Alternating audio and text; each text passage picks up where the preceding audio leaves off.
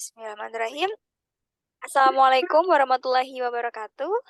Waalaikumsalam Waalaikumsalam. warahmatullahi wabarakatuh. Salam sejahtera untuk kita semua. Selamat malam kepada Bapak dan Ibu peserta sertifikasi Human Resource Manager Batch 6. Senang sekali rasanya saya Mima bisa bertemu dan juga menyapa Bapak Ibu lagi di pertemuan kita yang ketujuh nih Bapak Ibu ya. Wah, tidak terasa sudah masuk ke pertemuan ketujuh di mana kita sebentar lagi nih akan melaksanakan ujian bersama. Dan malam hari ini Bapak Ibu kita akan melanjutkan materi mengenai Human Resource Manager. Hari ini materinya masih akan didelivery oleh Bapak Dr. Andes Dadang Budiaji. Materi kita pada malam hari ini adalah mengenai peraturan perusahaan dan atau perjanjian kerja bersama atau PKB Bapak Ibu ya. Dan di materi ini Bapak Ibu demi terciptanya hubungan industrial yang harmonis sehingga bisa meminimalisir konflik atau perselisihan maka tentu saja dibutuhkan peraturan perusahaan atau perjanjian kerja bersama. Dan di pertemuan ini kita akan mempelajari konsep serta cara menyusun peraturan perusahaan sesuai dengan kebutuhan organisasi. Baik, Pak Dadang, apakah sudah siap untuk mengajar pada malam hari ini? Ya, insya Allah. Baik, Pak Dadang, saya Suara saya persilakan. jelas? Ya, jelas Bapak. Suara saya jelas nggak? Jelas. Ya? Ada. Oke. Ya, silahkan Bapak. Baik, kita mulai. Terima kasih Mbak Mima, Bapak Ibu. Assalamualaikum warahmatullahi wabarakatuh. Selamat malam. Apa kabar semuanya? Sehat? Alhamdulillah. Cerah ceria semua ya. Bapak Ibu, kita masuk di sesi 7 hari ini. Hanya satu unit kompetensi. Kalau kemarin-kemarin dua ya, dua gitu. Dua. Hari ini sebenarnya cuma satu unit kompetensi. Tetapi sekalipun ini hanya satu unit kompetensi, namun sebagaimana tadi disampaikan di pembukaan oleh Mbak Mima, ini sangat strategis sekali gitu ya. Apa yang mau kita bahas malam ini ya. Peraturan perusahaan dan atau perjanjian kerja bersama ini adalah satu fondasi ya di dalam bagaimana kita mengelola SDM. Dan dari sisi cluster atau domain bidangnya, hari ini kita masuk ke domain hubungan industrial atau industrial relation. Ya. Kalau kemarin kan kita bicaranya pertama adalah tentang sistem dan prosedur, ya. Kemudian masuk ke kompensasi and benefit. Nah, sekarang kita masuk ke industrial relation. Ya. Sama besok juga itu masih industrial relation sebenarnya. Jadi ini satu wilayah atau domain yang cukup penting. Ya. Dan sering yang membuat pusing orang HR itu adalah aspek ini sebenarnya ya, aspek industrial relation ini gitu ya. Karena ya mungkin karakteristik di Indonesia masih bahwa industrial relation itu masih lebih banyak diwarnai oleh yang namanya keluh kesah, perselisihan, demo, ya, berkutat di upah minimum dan sebagainya. Ya, jadi ada aspek makro, ada mikro.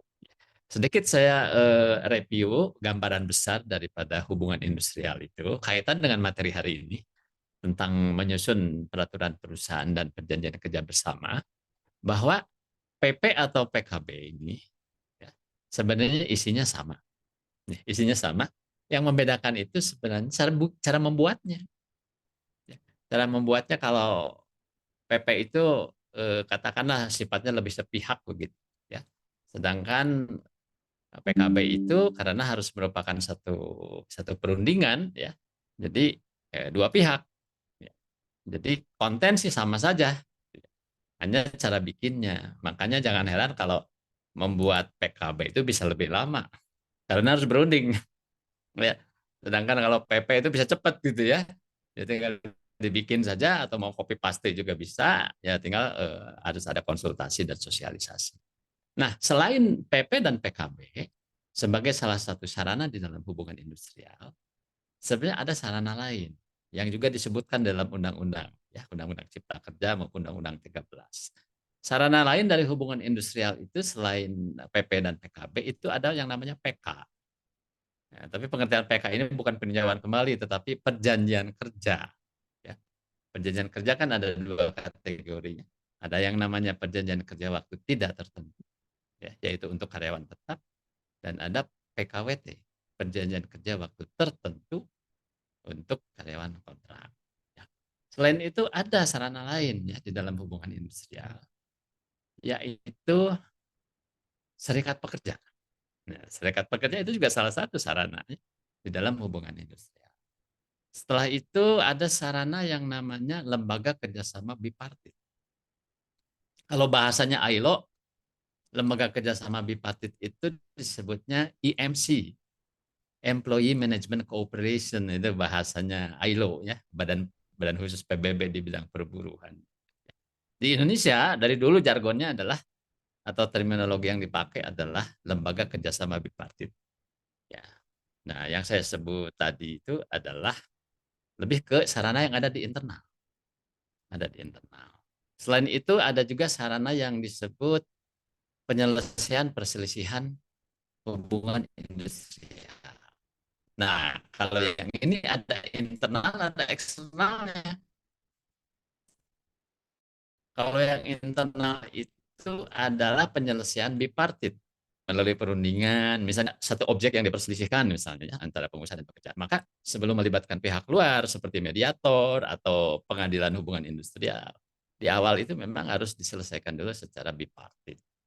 Nah, itu masuk juga di dalam sarana hubungan industrial. Cuman harus dibedakan antara penyelesaian perselisihan bipartit dengan lembaga kerjasama bipartit. Itu adalah dua hal yang berbeda, gitu ya, karena misinya berbeda. Kemudian sarana yang lain adalah, tetapi ini di luar perusahaan, yaitu lembaga kerjasama tripartit. Nah, kalau tri itu kan berarti sudah bukan hanya menyangkut Pak Tri ya, gitu ya. Tri di sini adalah tiga pihak gitu. Jadi ada pengusaha, ada pekerja, dan ada pemerintah.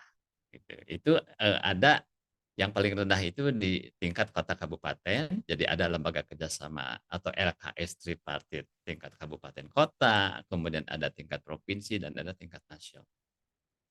Setelah itu ada lagi sarana hubungan industrial, tapi yang ini tuh bersifatnya lebih sebagai satu payung hukum ya atau rujukan-rujukan regulasi. Disebut sebagai khazanah peraturan perundangan ketenagakerjaan. Jadi itulah sarana-sarana yang bisa kita gunakan di dalam rangka kita mengelola suatu hubungan kerja dan hubungan industri, ya. Baik di tingkat perusahaan maupun di tingkat makro. Ya, tingkat makro itu seperti saya duduk di Dewan Pengupahan misalnya, itu sebenarnya tripartit plus ya. Nah, tapi ada lembaga kerja bipartit, ada juga Dewan Pengupahan. Jadi itu dua dua badan yang kadang-kadang meetingnya suka bareng juga sih gitu ya, gabung gitu ya. Kalau ada topik-topik yang memang harus melibatkan pelaku-pelaku itu ya. Kalau di dalam tripartit atau Dewan Pengupahan itu pengusaha diwakili oleh Apindo ya. Nah, ya satu lagi saya tambahkan yaitu serikat pengusaha atau asosiasi pengusaha ya. Kalau di Indonesia wadahnya tunggal, cuman Apindo aja gitu ya. Tapi kalau di kalangan serikat pekerja itu banyak banget. Mungkin saat ini kalau diinventarisir saya kira mungkin ratusan serikat pekerja. Sekalipun kalau yang gede-gede mungkin cuma berapa lah, 5 atau 6 saja. Kalau di tempat saya, serikat pekerjanya tergabung di dalam salah satu yang terbesar di Indonesia, yaitu SPSI, Serikat Pekerja Seluruh Indonesia. Nah, itu sebagai big picture aja, bahwa apa yang kita bicarakan malam ini adalah bicara tentang salah satu instrumen hubungan industrial, yaitu peraturan perusahaan atau perjanjian kerja bersama. Saya akan share dulu materinya. Bapak Ibu udah dapatkan ya. Nah, inilah materi kita. Cuman satu unit kompetensi, yaitu nomor urut 43. Nah, yang ini. Ya, di dalam SKKN itu, ini adalah nomor urut 43. Nah, ini bagian penting yang saya harus perlihatkan, karena sasaran kita adalah lulus uji kompetensi, kan begitu ya. Jadi kita blueprintnya yang utama tuh ini sebenarnya, yaitu KUK, kriteria unjuk kerja, ya, elemen kompetensi dan kriteria unjuk kerja untuk unit kompetensi menyusun PP atau PKP. Nah, di sini ada dua elemen kompetensi, masing-masing elemen ini terpecah atau terbagi di dalam dua KUK, kriteria unjuk kerja. Yang pertama adalah menyusun PP atau PKP. Yang kedua menerapkan PP dan atau PKP. Jadi sebenarnya cuma dua kategori ya, menyusun dan menerapkan. Menyusun dan menerapkan cuman itu. Nah, kita breakdown, kita lihat di dalamnya, untuk elemen kompetensi menyusun PP atau PKB ini ada 2 kriteria unjuk kerja. Pertama, ini butir satu-satu, konten PP dan atau PKB diidentifikasi sesuai dengan kebutuhan organisasi dan masukan dari para pemangku kepentingan. Ya. Pemangku kepentingan ini yang utama sebenarnya adalah pengusaha dan pekerja. Ya. Dan yang lain barangkali siapa? Ya pemerintah. Ya, pemerintah yang dalam hal ini diwakili oleh Dinas Tenaga Kerja atau Kementerian Tenaga Kerja. Kemudian di poin 1.2, kriteria unjuk kerjanya adalah PP dan atau PKB ini disusun atau dirundingkan ya, untuk kemudian diajukan ke instansi berwenang untuk mendapatkan pengesahan dan bukti terdaftar. Nah, ini ada dua jargon, dua istilah. Satu pengesahan, satu pendaftaran. Nah, apa bedanya? Nah, bedanya tuh begini. Karena PP dan PKB ini istilahnya itu tidak boleh dibikin di bawah tangan gitu ya, hanya sekedar bersepakat saja gitu dengan serikat pekerja. Itu ada lanjutannya, itu tertib administrasinya. Bahwa PP atau PKB ini kalau PP itu harus disahkan, ya, PP harus disahkan. Kalau PKB harus didaftarkan. Ya. Beda ini istilah yang dipakai. Jadi kalau belum disahkan atau didaftarkan, berarti belum tuntas itu mengenai tertib administrasi dari sisi legal formalnya gitu. Ya, karena setelah dipenuhi kewajiban itu baru dinyatakan bisa berlaku. Artinya sah gitu ya, sah. Nah, pada elemen kompetensi yang kedua yaitu penerapan, ini terdiri dari 2 kriteria unjuk kerja. Yang pertama adalah peraturan perusahaan atau PKB yang telah disusun atau disepakati itu diajukan ke instansi berwenang untuk mendapat pengesahan dan bukti terdaftar. Kemudian yang kedua, kita masuk di program sosialisasi PP atau PKB yang telah disahkan atau didaftarkan dilaksanakan sesuai SOP yang berlaku. Nah, ini muncul SOP nih, istilah SOP. Ya, kalau demikian berarti kita perlu memiliki SOP tentang sosialisasi PP atau PKB. Ya, saya kira sih mungkin isinya tidak banyak gitu ya.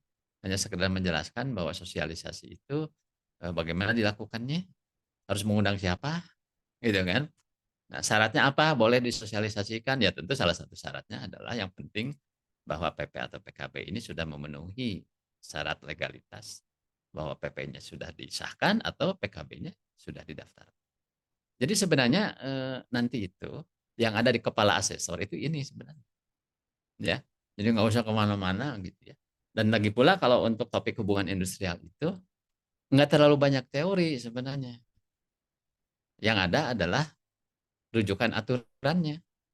Rujukan aturannya bunyinya apa gitu, tinggal diikuti aja, udah baik-baik aja sih sebenarnya ya kalau itu dipenuhi. Nah, untuk melakukan ini ya elemen kompetensi dan kriteria unjuk kerja ini kita memerlukan peraturan yang diperlukan atau instrumen-instrumen ya atau dokumen-dokumen pendukung ya. Cuman begini, di perusahaan Bapak Ibu mungkin ada yang sudah memiliki serikat pekerja, ada yang belum. Ya. Nah, kalau yang memiliki serikat pekerja pasti belum PKB. Karena kan harus ada partner ya, lawan berunding siapa gitu. Ya kan? Artinya kalau di tempat kita belum ada serikat pekerja berarti kita akan menyusunnya PP, peraturan perusahaan. Bahkan kalaupun sudah ada serikat pekerja di tempat kita, kalau serikat pekerjanya belum minta berunding atau merasa belum perlu berunding dalam rangka membuat PKB, ya berarti belum dilaksanakan. Belum dilaksanakan. Tapi kalau misalnya mereka sudah mengajukan permohonan tertulis untuk berunding di dalam rangka menyusun PKB, maka itu harus kita layani, gitu ya. Karena ini merupakan salah satu hak dasar seorang pekerja atau serikat pekerja untuk minta berunding. Ya. Jadi yang namanya berserikat, berkumpul dan berunding itu adalah hak dasar ya di dalam hubungan industrial yang pengusaha atau perusahaan tidak boleh gitu tentang hal tersebut.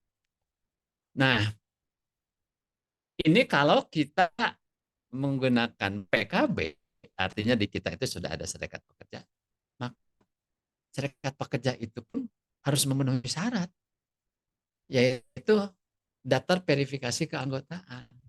Ya. Nah, tapi sebenarnya verifikasi ini dilakukan di Snaker sebenarnya. Ya, jadi setiap tahun Snaker itu memanggil pengurus-pengurus unit kerja serikat di perusahaan itu untuk melakukan verifikasi keanggotaan. Benar nggak bahwa Anda tuh punya anggota 1.000 orang, 1.000 orang, buktinya apa? Ya. Nah, dulu sih setahu saya ada gitu verifikasi yang kayak gini ya sebelum reformasi, sebelum ada Undang-Undang 13, sebelum ada Undang-Undang SP ya tahun 2000 ya. Karena dulu itu kan umumnya sih cuma ada satu serikat pekerja di perusahaan. Kalau sekarang kan ada yang dua, ada yang tiga, ada yang empat itu serikat. Sehingga kadang di antara mereka sendiri itu rebutan anggota itu, rebutan anggota dan ada kriteria siapa boleh berunding gitu, ada syarat dan ketentuannya. Nah, jadi ini ada daftar verifikasi keanggotaan. Saya kira kalau ini sih pihak perusahaan tidak terlalu terlibat, paling kita hanya meminta bahwa serikat pekerja Anda ini sudah diverifikasi belum oleh Disnaker, mana dokumennya sebagai bukti bahwa SP tersebut secara persyaratan keorganisasiannya sudah terpenuhi. Ya. Kemudian kedua, dokumen tata tertib pelaksanaan perundingan PKB. Ya. Seperti biasa kan di dalam persidangan, di dalam suatu kongres, ya, atau di dalam suatu perundingan itu kan pasti ada tata tertib.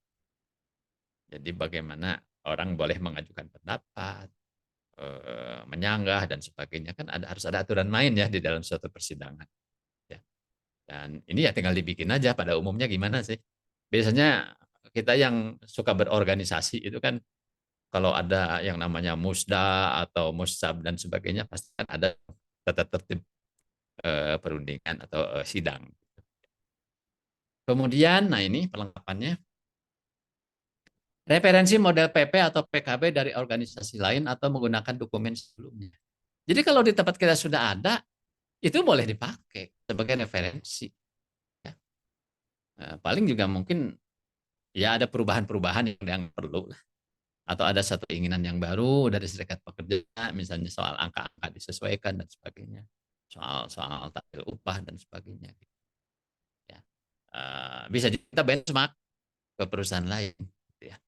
Nah, saya sih ada beberapa contoh nanti saya share ya di grup ya, contoh-contoh PP dan PKB dari beberapa perusahaan lain. Gitu. Yang kebetulan itu mereka membuka sih, jadi saya juga dengan mudah memperolehnya di via Google, via website mereka bisa dapat. Ya isinya sih sebenarnya dari regulasinya sendiri kan sudah ada itu poin-poin apa yang minimal harus ada ya. Tapi kalau kita lihat perusahaan-perusahaan itu ada yang sangat detail mengatur sesuatu hal itu, ada juga yang sekedarnya saja. Gitu. Ya biasanya juga tergantung dari ukuran perusahaan. Makin gede perusahaannya biasanya itu makin detail itu ya. Oh jumlah halamannya banyak banget begitu ya. Tapi ada juga yang sangat simpel. Jadi ini fungsinya adalah sebagai suatu referensi aja model yang boleh kita tiru. Karena kan sebenarnya isinya sih itu aja. Ya. Kalau kita bicara apa sih yang terutama harus merupakan isi daripada sebuah PP atau PKP. Yang pertama adalah hak dan kewajiban dua pihak. Pengusaha dan pekerja hak dan kewajibannya apa saja. Ya, kemudian yang berikutnya adalah tata tertib. Tata tertib perusahaan maupun tata tertib karyawan. Mengenai jam kerja, mengenai hak mereka dan sebagainya. Ya itu di mana-mana sama. Cuman ada yang detail, ada yang tidak terlalu detail karena mungkin kebutuhannya belum belum sampai ke sana. Nah, adapun peraturan yang diperlukan adalah Undang-Undang 13 2003 tentang Ketenagakerjaan dan Undang-Undang Cipta Kerja. Ini yang terbaru, Perpu ya, Perpu yang terbaru, Cipta Kerja. Kemudian ada Naker nomor 28 tahun 2014 tentang tata cara pembuatan dan pengesahan PP, pembuatan dan pendaftaran PKB. Jadi sebenarnya ada suatu juklak di sini, petunjuk pelaksanaan ya. Yaitu di dalam Peraturan Menteri Tenaga Kerja nomor 28 tahun 2014.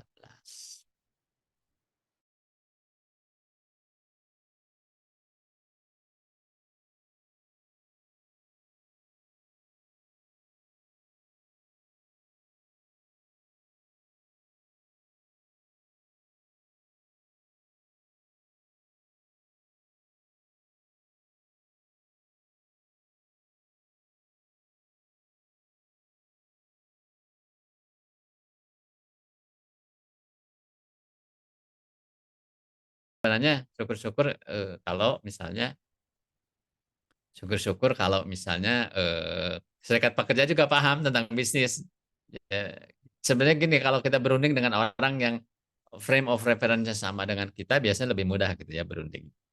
Kemudian mengenai analisis dampak biaya atau cost impact analysis. Ini penting banget nih pada saat kita berunding atau menentukan satu kebijakan, kita harus bisa mengkalkulasi.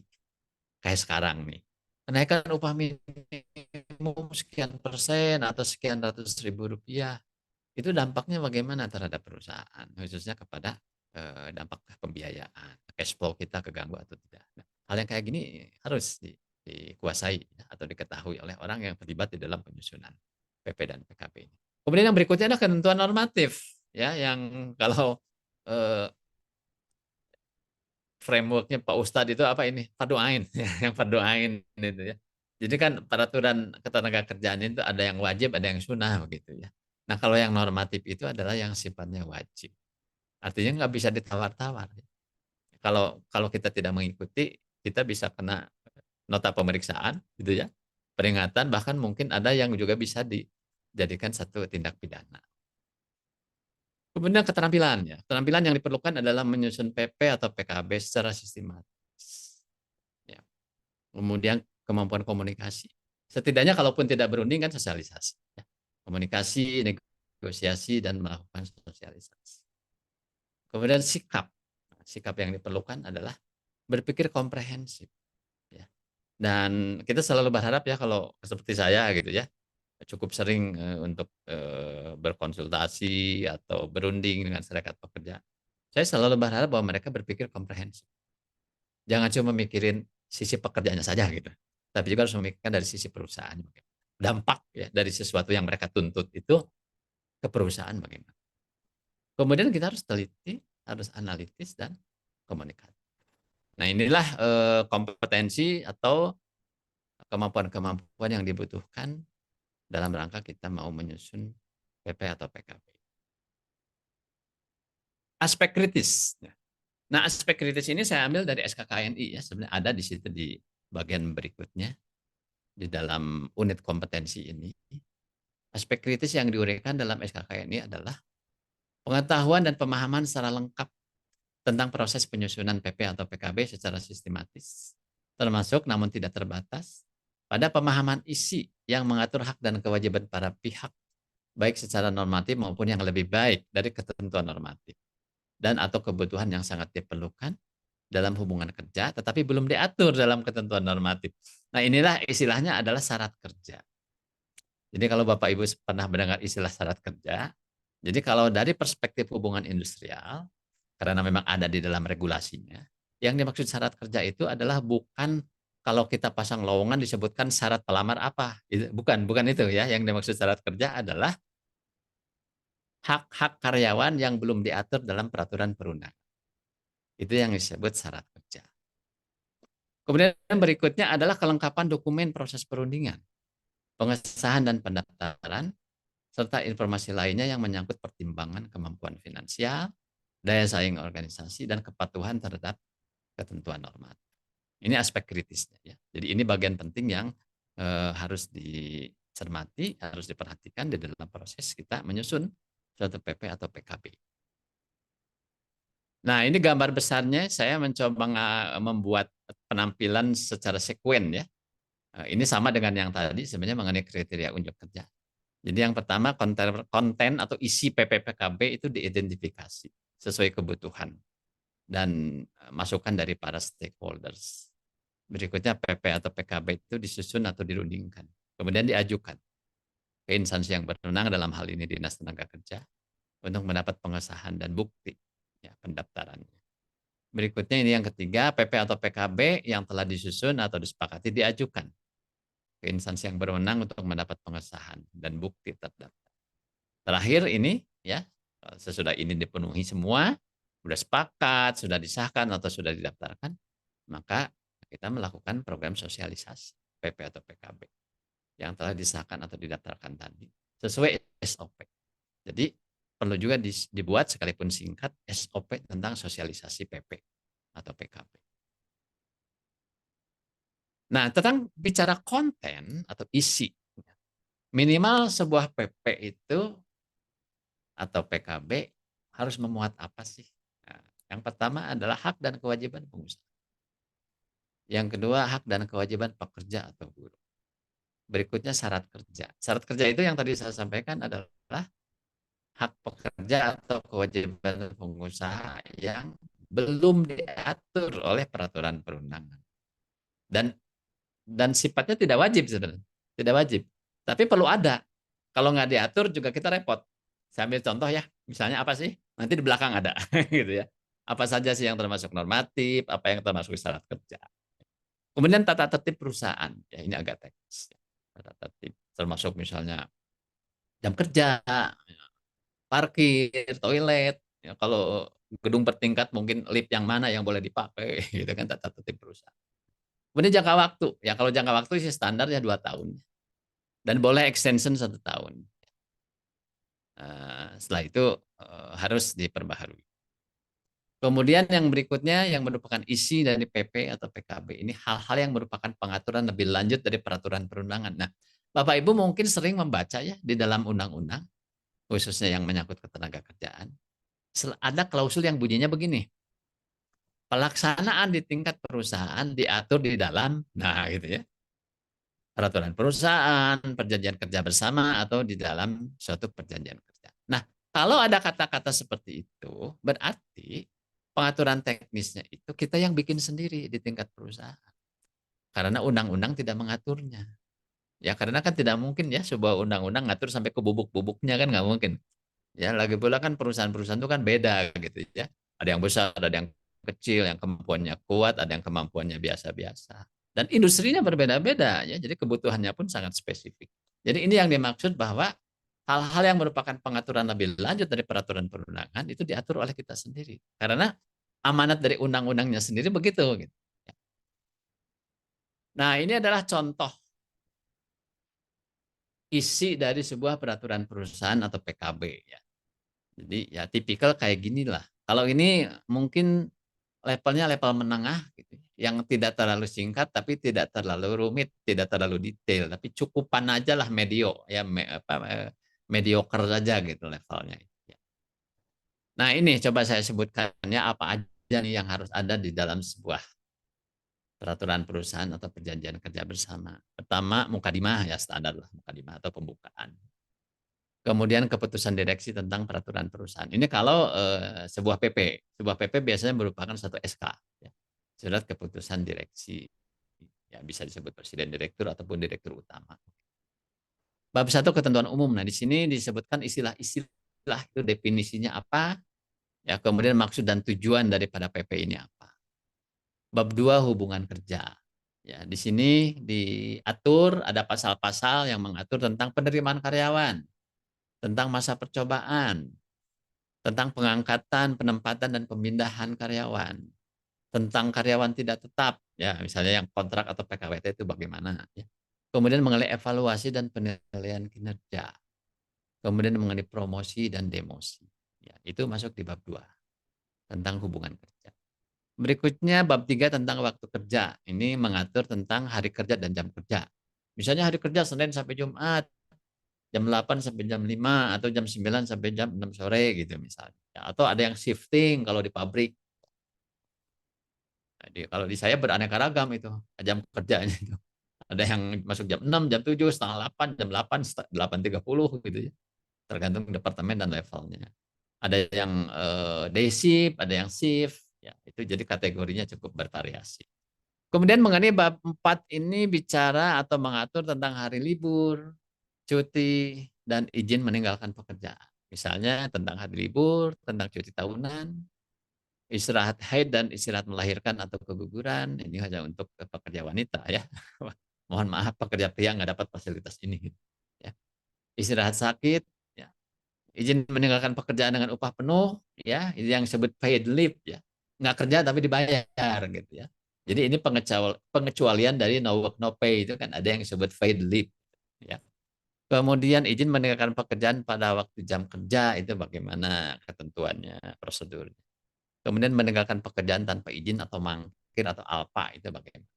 Ya. Nah, ini banyak kaitan payroll ini ya, nanti teknisnya itu. Kemudian pengupahan ini lanjut ya.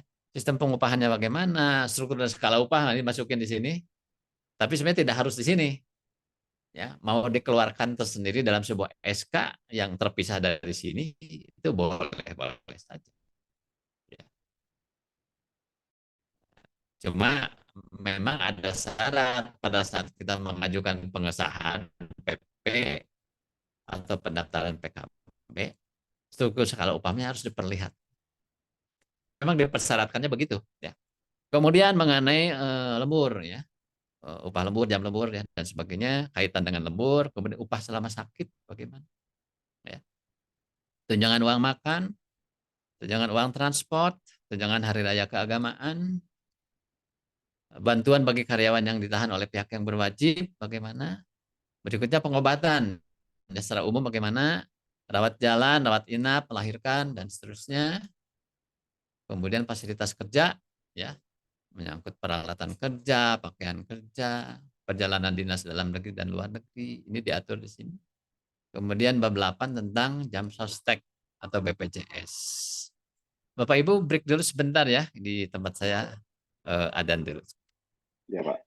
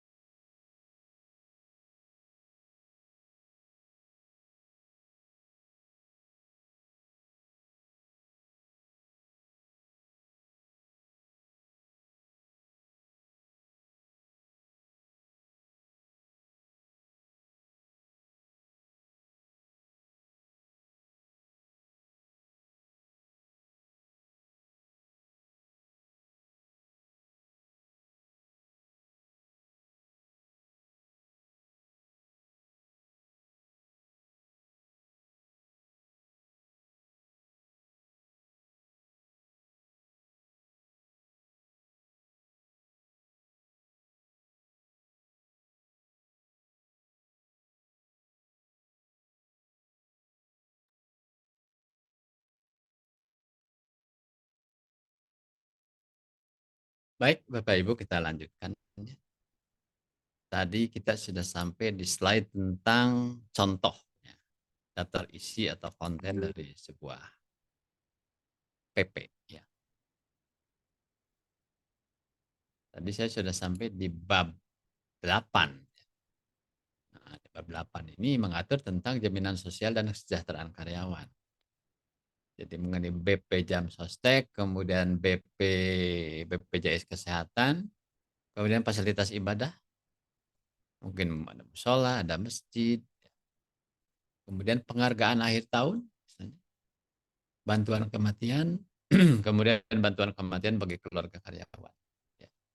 Ini masuk di bab 8, kemudian bab 9, peningkatan keterampilan karyawan. Jadi ini bicara tentang diklat, ya, pelatihan dan pengembangan.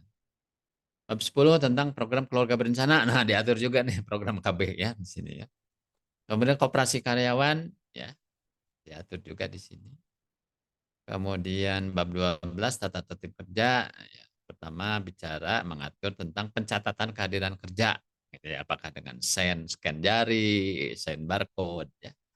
Tanda pengenal karyawan atau ID card tentang kewajiban-kewajiban karyawan, tindakan disiplin dan mengenai pelanggaran tata tertib kerja. Bab 13 tentang penyelesaian keluh kesah. Jadi tata cara penyelesaian keluh kesahnya bagaimana. Kemudian bab 14 mengenai pemutusan hubungan kerja. Di sini ada pasal yang mengatur secara umum, kemudian mengenai sebab-sebab pemutusan hubungan kerjanya ya. Karena tidak dapat mencapai standar prestasi kerja, karena alasan mendesak, karena usia pensiun, karena alasan lain. Dan juga ini tentang uang pisah. Ya, uang pisah. Nah, kalau di Undang-Undang Cipta Kerja kan muncul yang baru ya, yaitu khusus untuk karyawan PKWT yang selesai kontrak, ada yang disebut kompensasi PKWT. Itu juga masuk di dalam kompensasi PHK khusus untuk yang PKWT. Ya, termasuk juga ganti rugi ya. Ganti rugi itu kan kalau misalnya perusahaan memberhentikan karyawan kontrak sebelum waktunya habis.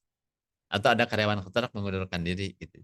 Nah, itu salah satu pihak yang memang dia yang memutuskan sepihak itu terkena kewajiban untuk membayar satu ganti rugi. Kemudian yang berikutnya adalah penutup. Ya, ini interpretasi dan amen. Bapak Ibu barangkali ada yang mau bertanya dulu, silahkan. Jangan sungkan-sungkan. Itulah kurang Assalamualaikum. lebih. Salam. Silahkan Pak. Pak Imam ya, Saya silahkan Pak. Oh, Pak Pak Samsu. Dadan. Ya, Ya, eh, silahkan Pak. kebetulan kami itu di kampus ada standar surat keputusan dari yayasan yang memang itu juga yang biasanya kami untuk pengurusan nomor induk dosen nasional itu kan harus terstandar itu Pak.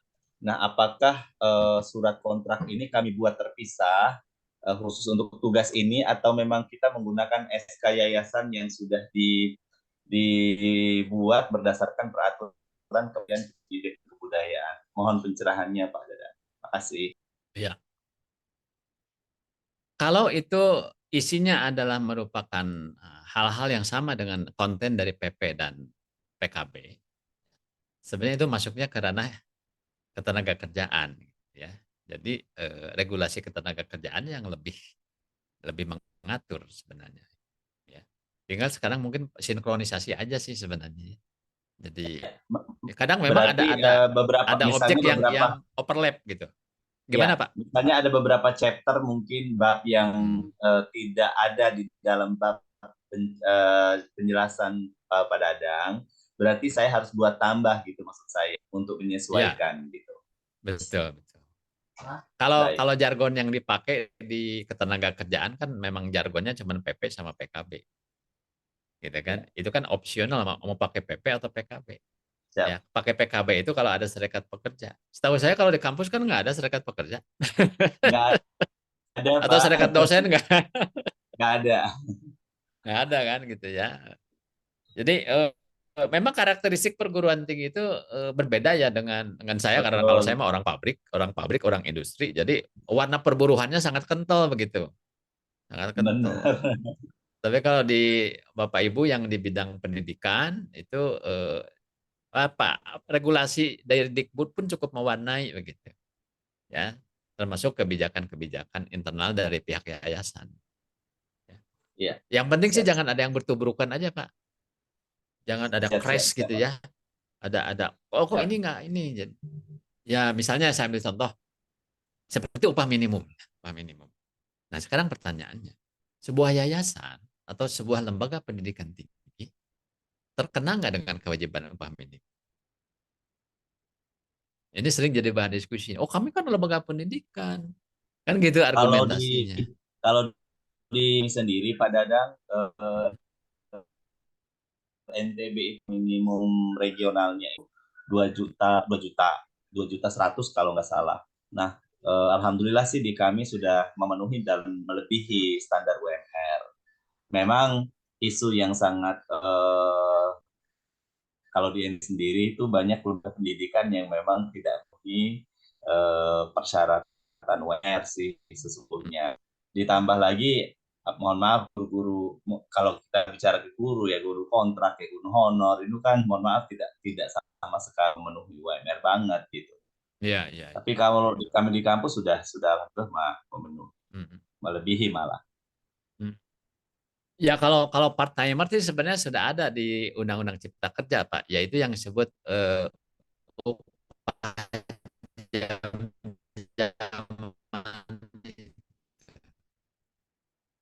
untuk pekerja paruh waktu. Jadi kalau misalnya upah minimum kita itu 3 juta rupiah sebulan misalnya 26 tarif per jamnya. Karena memang beda antara menghitung tarif lembur untuk karyawan yang full time, itu kan pakai rumusnya dibagi 173. Itu kan untuk rumus menghitung tarif lembur per jam ya gitu ya. Nah, tapi kalau untuk part timer ya, dan dulu sempat kan diprotes itu oleh serikat pekerja, padahal sebenarnya yang dimaksud oleh pemerintah upah jam-jaman ini adalah untuk pekerja paruh waktu sebenarnya ya.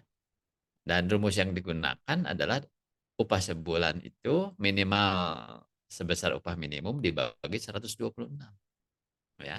Dan itu kan ada data penunjang statistiknya kenapa angka 126 ya. Itu bicara tentang rata-rata orang yang bekerja tetapi dia bukan pekerja penuh waktu ya. Di Indonesia itu memang dikit-dikit diprotes gitu ya. Terutama dari kalangan teman-teman serikat pekerja itu. Seperti upah jam-jaman itu kan kalau di negara maju memang udah standarnya jam-jaman sebenarnya gitu. Kalau di kita kan nggak mau, pengennya pokoknya sebulan sekian gitu. Ya kan? Ya itulah memang tantangannya ya mengelola ketenaga kerja di Indonesia. Baik, Bapak Ibu yang lain silakan mungkin ada pertanyaan boleh. Bapak Imam, Bapak izin Ya, bertanya, Bapak. silakan Pak. Bapak, kalau aturan perundang-undangan di kita itu kan gini, Bapak, kalau sekiranya ada norma yang nggak benar, kalau yang selevel undang-undang itu kan di judicial review ya, Bapak, di MK ya. Kalau di bawah undang-undang kan di MA. Nah, kalau untuk PP ini, Pak, kalau sekiranya ada normanya yang bertentangan dengan aturan yang di atasnya, itu mekanismenya itu gimana ya Pak ya? Apa yang lewat PHI tadi, Bipatrit itu Bapak ya? Bisa. Tapi Makasih sebenarnya Bapak. harusnya bisa dicegah Pak Imam. Karena sebelum diberlakukan, disosialisasikan itu kan ditelaah dulu oleh pihak Disnaker. Oh gitu Bapak Kan ya. betul kan sebelum disahkan itu kan pasti Disnaker mempelajari Lewat dulu Disnaker tuh. dulu ya Bapak ya. Oh, oke oke. Betul. Draft kita itu oleh Disnaker akan ditelaah dulu. Ini udah sesuai belum dengan regulasi yang berlaku. Bahkan sering bolak-balik itu draft kita itu dikasihkan dulu kan untuk pengajuan pendaftaran pengesahan begitu. Kadang balik lagi ini pasal ini perbaiki dulu nggak sesuai gitu ya. Jadi mestinya bisa dicegah gitu ya. Kalau sudah di ACC sama di Snaker berarti udah betul. Sekalipun kadang-kadang ada yang lolos juga sih. Kadang-kadang ada yang lolos dan nanti ketemunya sama karyawan kita sendiri, oh ini salah loh katanya ya. Nah kalau udah kayak gitu ya nanti masuknya dalam mekanisme penyelesaian perselisihan Pak Im. Ya, tapi bertahap kan. Kita bipartit dulu, ya bisalah nanti kita sepakat. Ya udah nanti yang berikutnya kita perbaiki misalnya atau yang sekarang ya udah pasal yang dianulir bersama-sama kita anulir begitu ya kita ganti dengan ketentuan yang saat ini berlaku. Jadi kalau kalau ada keluh kesah dan perselisihan pasti mekanismenya itu masuk ke dalam mekanisme penyelesaian perselisihan Pak Imam. Karena itu di Baik. internal ya, di internal. Kalau kalau yang sifatnya makro ya itu kan ada uji material ya Ya. kan. Ada PT UN, bahkan yang lebih tinggi kan ada Mahkamah Konstitusi yang disebut Iya. judicial review. Demikian, Pak. Ya, baik Pak, makasih. Silakan yang lain. Biar Ibu Lia nih yang bertanya nih. Koleksi pertanyaannya banyak. Silakan Bu Lia, silakan. Ikutin dulu Pak, saya karena belum Mungkin dulu ya, belum pernah. cuma pegang bentar dulu, jadi masih ikutin dulu aja Pak. Iya, ya. Silakan yang kayaknya Pak Priya nih lagi mikir nih mau nanya apa ini. Lanjut Pak. Lanjut ya. Baik, Bapak Ibu kalau belum ada saya lanjutkan slide-nya. Kita tadi kan udah nyampe di sini ya.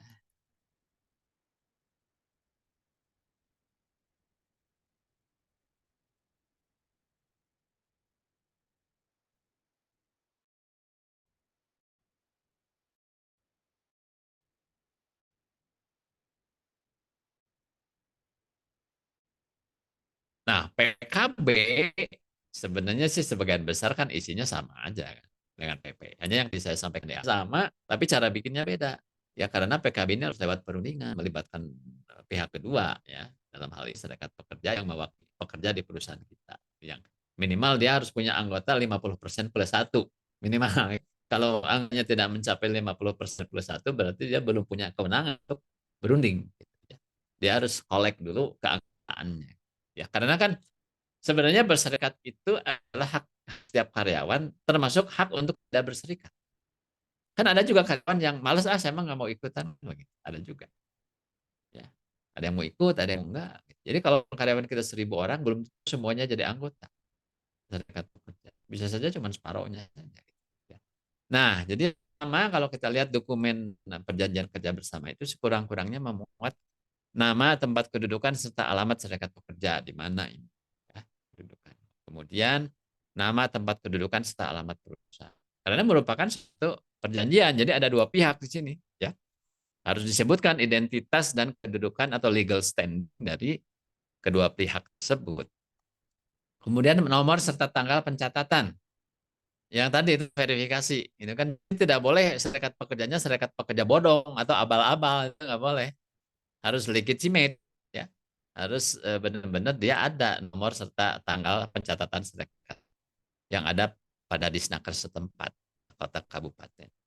Kemudian nah kalau ini kan sama sih sebenarnya, hak dan kewajiban pengusaha, hak dan kewajiban serikat pekerja serta pekerja, kemudian jangka waktu dan tanggal mulai berlaku ini juga sama sebenarnya 2 tahun boleh extend setahun ya, dan tanda tangan para pihak yang membuat PKB ya, misalnya perwakilan pengusaha, perwakilan pekerja itu tanda tangan di situ ya. Atau cukup diwakili oleh direksi mewakili pengusaha dan ketua kerja serikat pekerja yang mewakili serikat pekerja.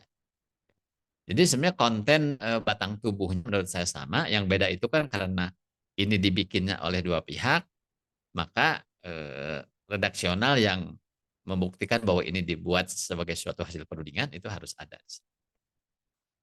Nah, perundingan pembuatan PKB dimulai dengan menyepakati dulu tata tertib perundingan ya, yang sekurang-kurangnya memuat hal-hal berikut. Ini biasanya yang ada di dalam suatu tata tertib perundingan, ya, yaitu tujuan pembuatan tata tertib, susunan tim perunding, siapa saja, lamanya masa perundingan, materi perundingan, tempat perundingan.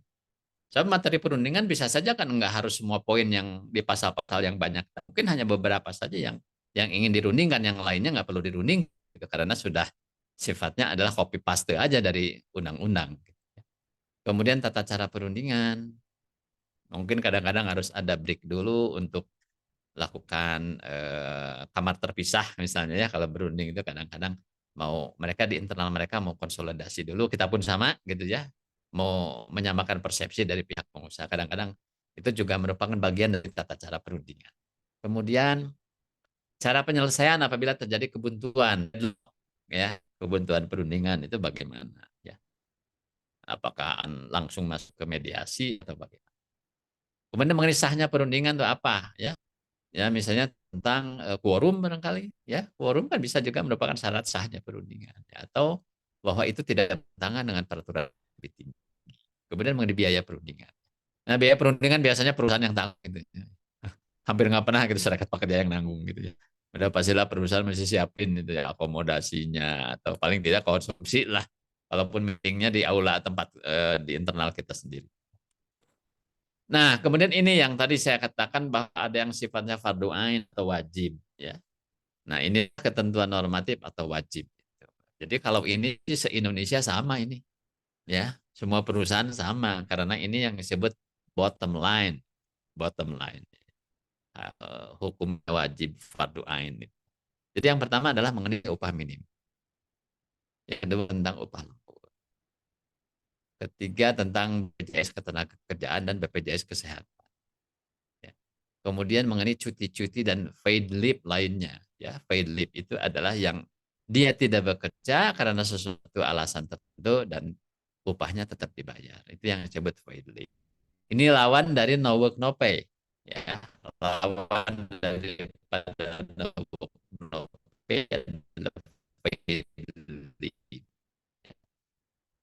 Kemudian mengenai tunjangan hari raya, mengenai kompensasi PHK, termasuk di dalam penghargaan masa kerja, gitu. Tapi juga yang baru kan di Undang-Undang Cipta Kerja itu adalah kompensasi PKWT, ya, ini masuk ya kan, ganti rugi ya yang diputus kontrak belum waktunya itu masuk di sini. Kemudian juga mengenai larangan tidak boleh ada pekerja anak.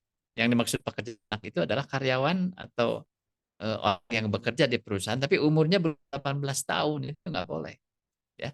Jadi minimal 18 tahun. Sebab definisi orang dewasa yang boleh bekerja itu 18 tahun. Di bawah 18 tahun disebutnya anak-anak. Ya. Mengenai kebebasan berserikat, ya, bahwa perusahaan itu tidak menghalang-halangi karyawannya untuk berserikat maupun untuk tidak berserikat. Ya. Kemudian mengenai ajas non diskriminasi, ya, apalagi menyangkut SARA dan sebagainya. Itu kan hal yang dilarang, ya, non diskriminasi itu nggak boleh.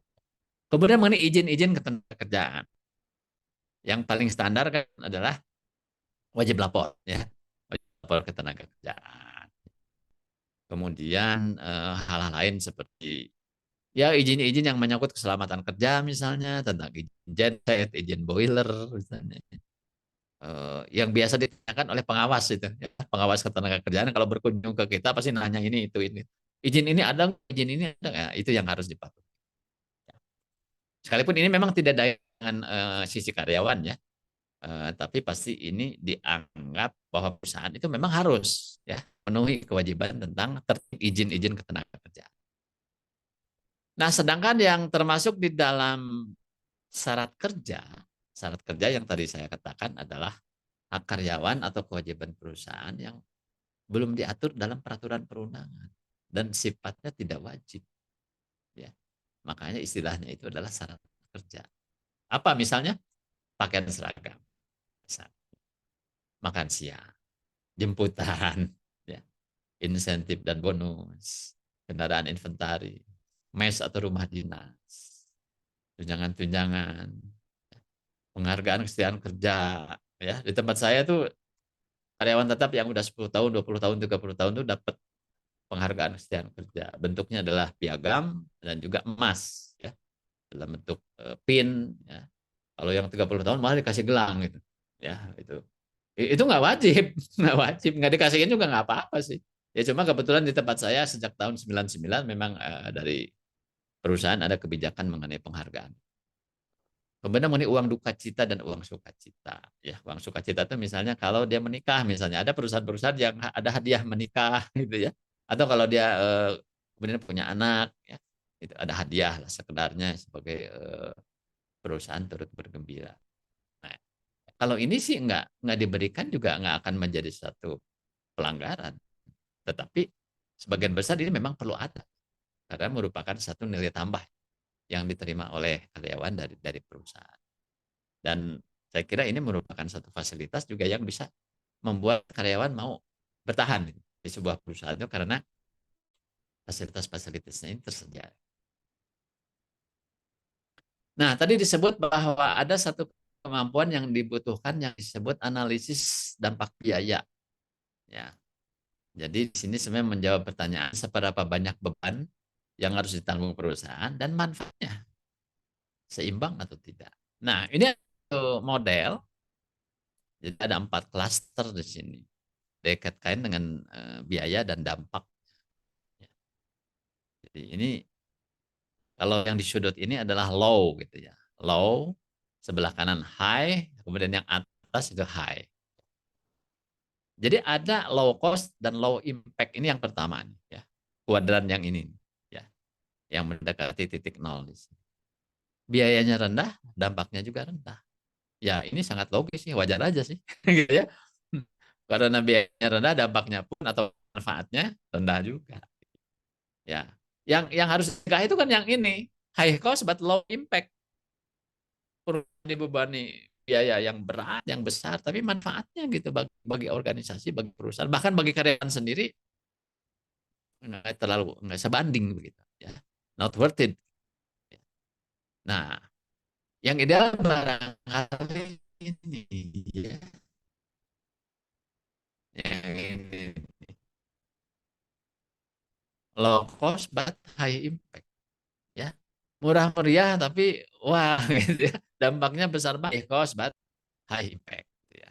Yang dalam ringan itu, dalam menyusun satu policy itu yang harus diwaspadai itu adalah jangan sampai ini membebani kepada perusahaan dengan biaya yang tinggi, tetapi benefitnya tidak seberapa. Ya. Kreativitas kita itu sebenarnya menuntut kita kalau bisa nih, bisa nggak bikin satu keputusan atau kesepakatan yang biayanya tidak berat, tetapi manfaatnya besar, baik bagi perusahaan maupun bagi karyawan. Jadi ini yang harus ada di pikiran kita pada saat kita mengolah ya suatu bahan-bahan yang akan menjadi suatu policy yang baru atau ngerubah policy yang lama.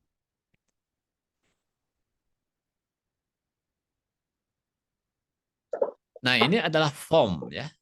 Ini sih standar aja sih sebenarnya ya. Jadi sudah ada di dalam peraturan Menteri nomor 28 tahun 2014. Jadi sudah formnya, tinggal diisi aja sebenarnya. Atau nggak usah pusing juga, mampir aja ke kantor Disnaker setempat, kemudian ketemu pejabat di sana. Nah, minta tolong ini dibantu ya. Pasti membantu kok ya. Nah, memang jadi kewajiban mereka juga supaya perusahaan-perusahaan tertib. Dan ada juga yang sebenarnya online sebenarnya sekarang itu. Itulah, Mi, Iramen. Ada juga yang online gitu ya. Kalau online ya kita tinggal memanfaatkan aja. Ya. Hanya kalau online itu kan sentral ya, ke pusat gitu. Jadi sekalipun sudah ada yang namanya fasilitas online, ternyata sebenarnya ya kalau yang kami alami sebenarnya dinas tenaga kerja setempat juga masih aktif gitu untuk misalnya ya udah diurusin di sini aja misalnya untuk pengesahan. Nah, ini formulir untuk pengajuan pendaftaran PKB-nya. Jadi kalau PKB kan pendaftaran, kalau PP pengesahan. Nah, ini hanya form-form yang standar lah, udah termasuk dalam protap ya, atau prosedur tetap yang ada di Dinas Tenaga Kerja setempat.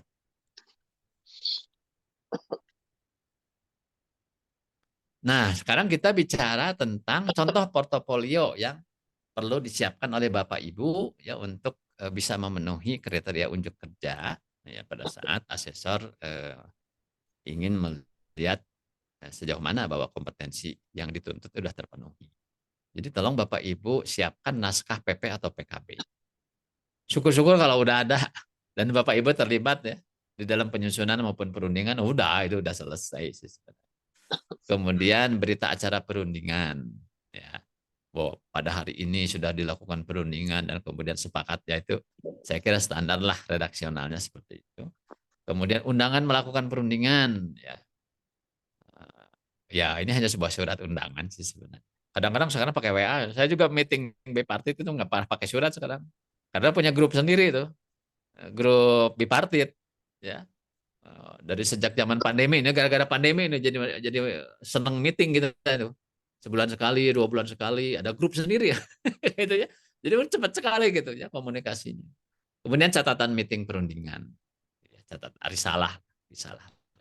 Nah, namun bagi Bapak Ibu yang di tempatnya belum ada serikat pekerja, ya mungkin ini nggak perlu ini berita acara perundingan, undangan melakukan perundingan, catatan meeting perundingan.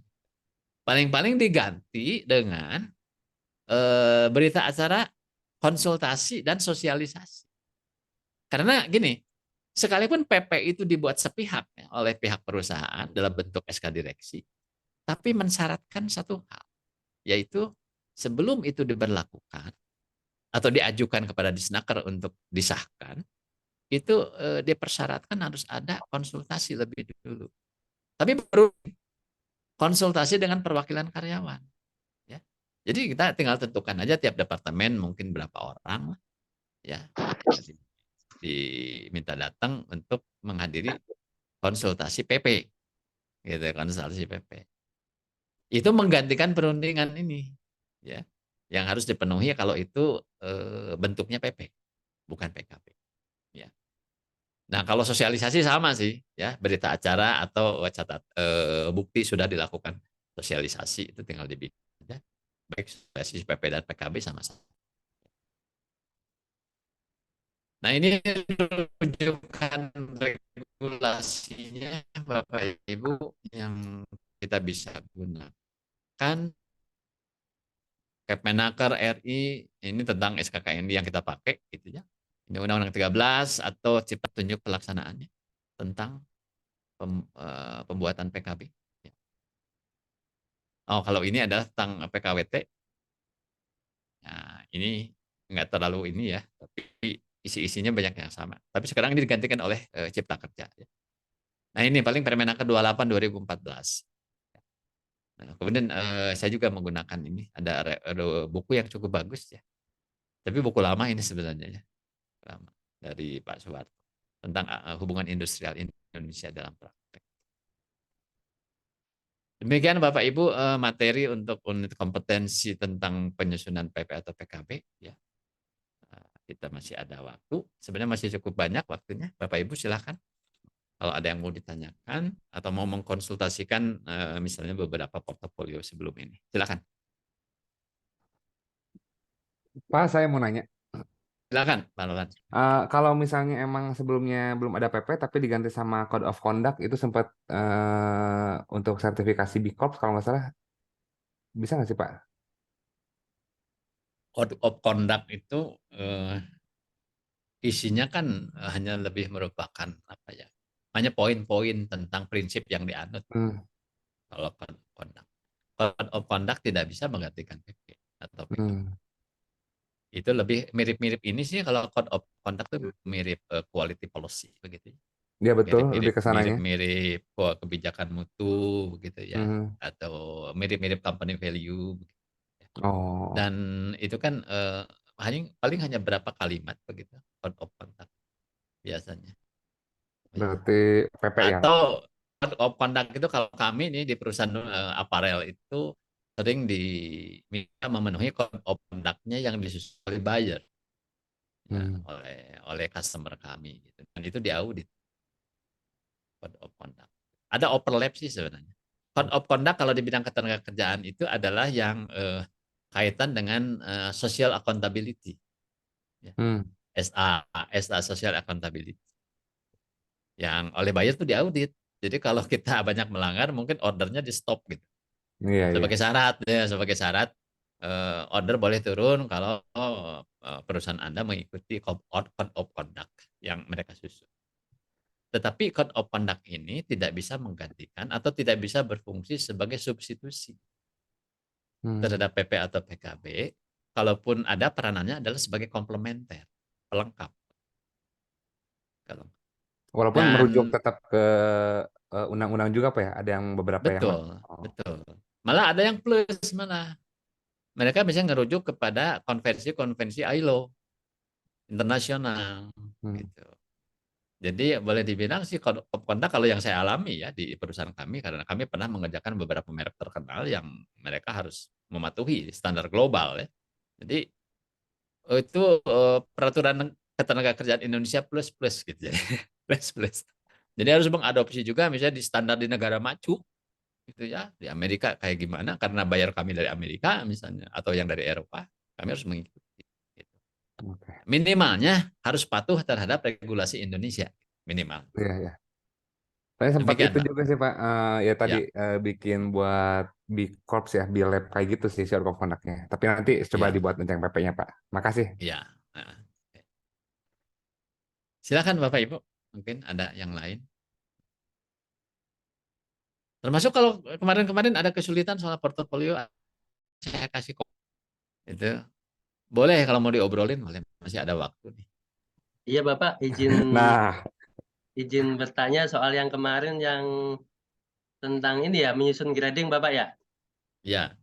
Nah, jadi pengen memastikan ini Pak, yang kemarin yang grading yang soal deskripsi faktor Bapak. Kan itu kan Poin. ada 6 variabel ya Bapak ya. Yang Ya, ada pengetahuan, terus apa pengawasan dan sebagainya. pengawasan dan sebagainya itu. Nah, itu kan ada nilai-nilainya tuh Bapak, ada 800. Nah, itu nanti kan ketemu itu maksimal 2000. Nah, setelah saya putar-putar itu kan nggak sampai maksimal Bapak. Nah, pertanyaannya ini tuh udah given Bapak atau Oh, bisa bisa dibikin bikin sendiri, sendiri Bapak ya? Pak. Yang Oh, merupakan bisa bikin sendiri modifikasi ya? dari instrumen yang dipakai oleh BKN itu. Saya otak-atik lagi disesuaikan. Jadi Bapak Ibu sebenarnya tidak mengikuti itu pun boleh aja gitu. Mendevelop sendiri, termasuk normanya. Mau poinnya dengan rentang berapa sampai berapa itu silakan aja. Kan yang membedakan tuh begini, bahwa setiap compensable factor itu kan diberi bobotnya mungkin beda-beda ya. Betul nggak? Iya, betul. Ada yang menekankan kepada pengetahuan, keterampilan, atau pendidikan formal, ada yang menekankan kepada risiko kerja gitu ya. Misalnya ada tempat berbahaya gitu ya misalnya, itu kemudian diberi bobot. Ada juga yang mungkin yang jarang muncul sih, itu yaitu kerahasiaan. Ya. Ada kan pekerjaan-pekerjaan yang sifatnya sangat rahasia. Misal contohnya sekretaris pribadi, kan banyak rahasianya tuh. Gitu ya. Misalnya sekretaris pribadi kan. Jadi kalau itu mau masuk dalam compensable factor, ya silakan itu masukkan bahwa ada satu job yang memang justru dia harus benar-benar keep rahasia perusahaan. Misalnya nih kalau di kami kan mengenai konsep-konsep desain ya. Desain itu kan nggak boleh bocor tuh. Jangan sampai kami baru bikin desain kok udah ada pihak luar yang memproduksi barang serupa. Kan berarti bocor kan? Bocor itu hal-hal yang kayak gitu misalnya. Atau kalau di industri makanan, resep makanan, minuman kayak gitu. Wah, itu kan fatal banget kan. Seperti resepnya ayam goreng KFC gitu misalnya, gitu kan. Kan itu nggak boleh bocor itu benar-benar harus merupakan satu rahasia begitu ya. Atau yang pabrik yang membuat bumbu dapur kayak gitu kan. Ya. Gitu Pak. Jadi Pak Imam itu boleh ngedevelop sendiri atau ngerubah poin-poin itu ya sesuai dengan kita punya pertimbangan. Bobot mana yang faktor apa yang lebih tinggi bobotnya, mana yang lebih rendah, sesuai dengan kita punya satu judgment gitu. Silakan saja. Iya. Baik Bapak, makasih. Ya. Pak Roland kayak mau tanya nih. Iya nih, Pak. Saya mau nanya juga nih, Pak. Tadi Gimana? dapat komentar dari Pak Dadang untuk menentukan pekerja dibuatkan semacam dokumen kebijakan. Jadi itu lebih ke kayak menerangkan penyesuaian upah aja gitu, Pak, secara berkala ya, misalnya kayak gitu, atau gimana? Ya, kemarin kan kita bicara soal menyusun sistem remunerasi ya, dan kemudian menentukan upah pekerja. Kalau sistem remunerasi itu salah satu konten pentingnya adalah pertama struktur skala upah, yang kedua adalah mengenai kebijakan komponen. Jadi kita membayar upah kepada karyawan itu komponennya apa saja, baik yang termasuk kategori upah maupun non upah, begitu, yang sifatnya tetap maupun tidak. Jadi sebaiknya ada satu katakanlah keputusan atau polisinya seperti apa, gitu ya.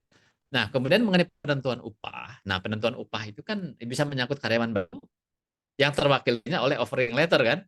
Offering Betul. letter di situ ada upah Anda sekian ya, fasilitasnya ini karena sudah dinilai job Anda masuk grade berapa kan begitu ya. Nah, tinggal kan kalau si calon karyawan itu dia tinggal tanda tangan bahwa dia setuju. Ya. Tapi belum bikin perjanjian kerja kan, belum. Itu baru hanya sekedar bahwa dia setuju dengan offering letter. Nah, tapi ada satu lagi, menentukan upah pekerja itu adalah untuk karyawan lama. Ya, yang udah di atas setahun. Nah, itu bagaimana? Nah, kemarin yang nyambung juga dengan yang ditanyakan oleh Ibu Lia kemarin kan, mengenai saya perlihatkan ada tabel kan kemarin itu mengenai tidak selamanya karyawan yang prestasinya bagus itu kemudian harus naiknya setinggi-tingginya gitu. Enggak juga. Tergantung dia posisinya di mana. Kalau di dalam rentang upah itu dia sudah mentok, kalaupun dinaikkan mungkin tidak terlalu besar. Kalau mau orangnya harus naik golongan kan begitu. Naik golongan supaya dia masih punya rentang lagi gitu, yang baru lagi tuh, ada space lagi gitu ya. Jadi itu kalau kita mau mengendalikan ya, mengendalikan bahwa ya ada orang yang memang di golongan dia itu saat ini dia udah ketinggian begitu. Cuma problemnya memang kerjanya bagus gitu. Kan problemnya di situ kan. Jadi kalau kalau kita bablasin gitu ya, naik melampaui dia punya angka IMO, itu bisa dijadikan temuan itu. Jadi nggak konsisten gitu dengan struktur upah yang yang kita bikin begitu. Maka harus ada caranya bagaimana. Salah satunya adalah sebenarnya orang yang sangat excellent kayak gitu kan memang sudah waktunya dipromosikan. Betul nggak? Naik golongan. Ya. Tinggal nanti di kita sistem karirnya support enggak ya, karena yang sering terjadi itu begini bahwa kita jarang jarang memfasilitasi untuk mereka di jenjang jabatan fungsional gitu. Kalau di perguruan tinggi mungkin ada ya yang namanya dosen aja kan sebenarnya levelnya banyak kan ya. Dari mulai asisten dosen sampai guru besar kan gitu. Kan nggak harus jadi dekan atau jadi rektor kan untuk duduk di satu golongan yang lebih tinggi. Dia bisa menapaki jalurnya jalur fungsional gitu. Ya, berarti bisa difasilitasi gitu orang-orang yang jangan sampai dianggap kemudian dia melampaui dia punya grade. Gitu Pak Roland. Ya, thank you Pak. Nanti aku coba masukin Ya, lagi buat ya. revisinya. Oke.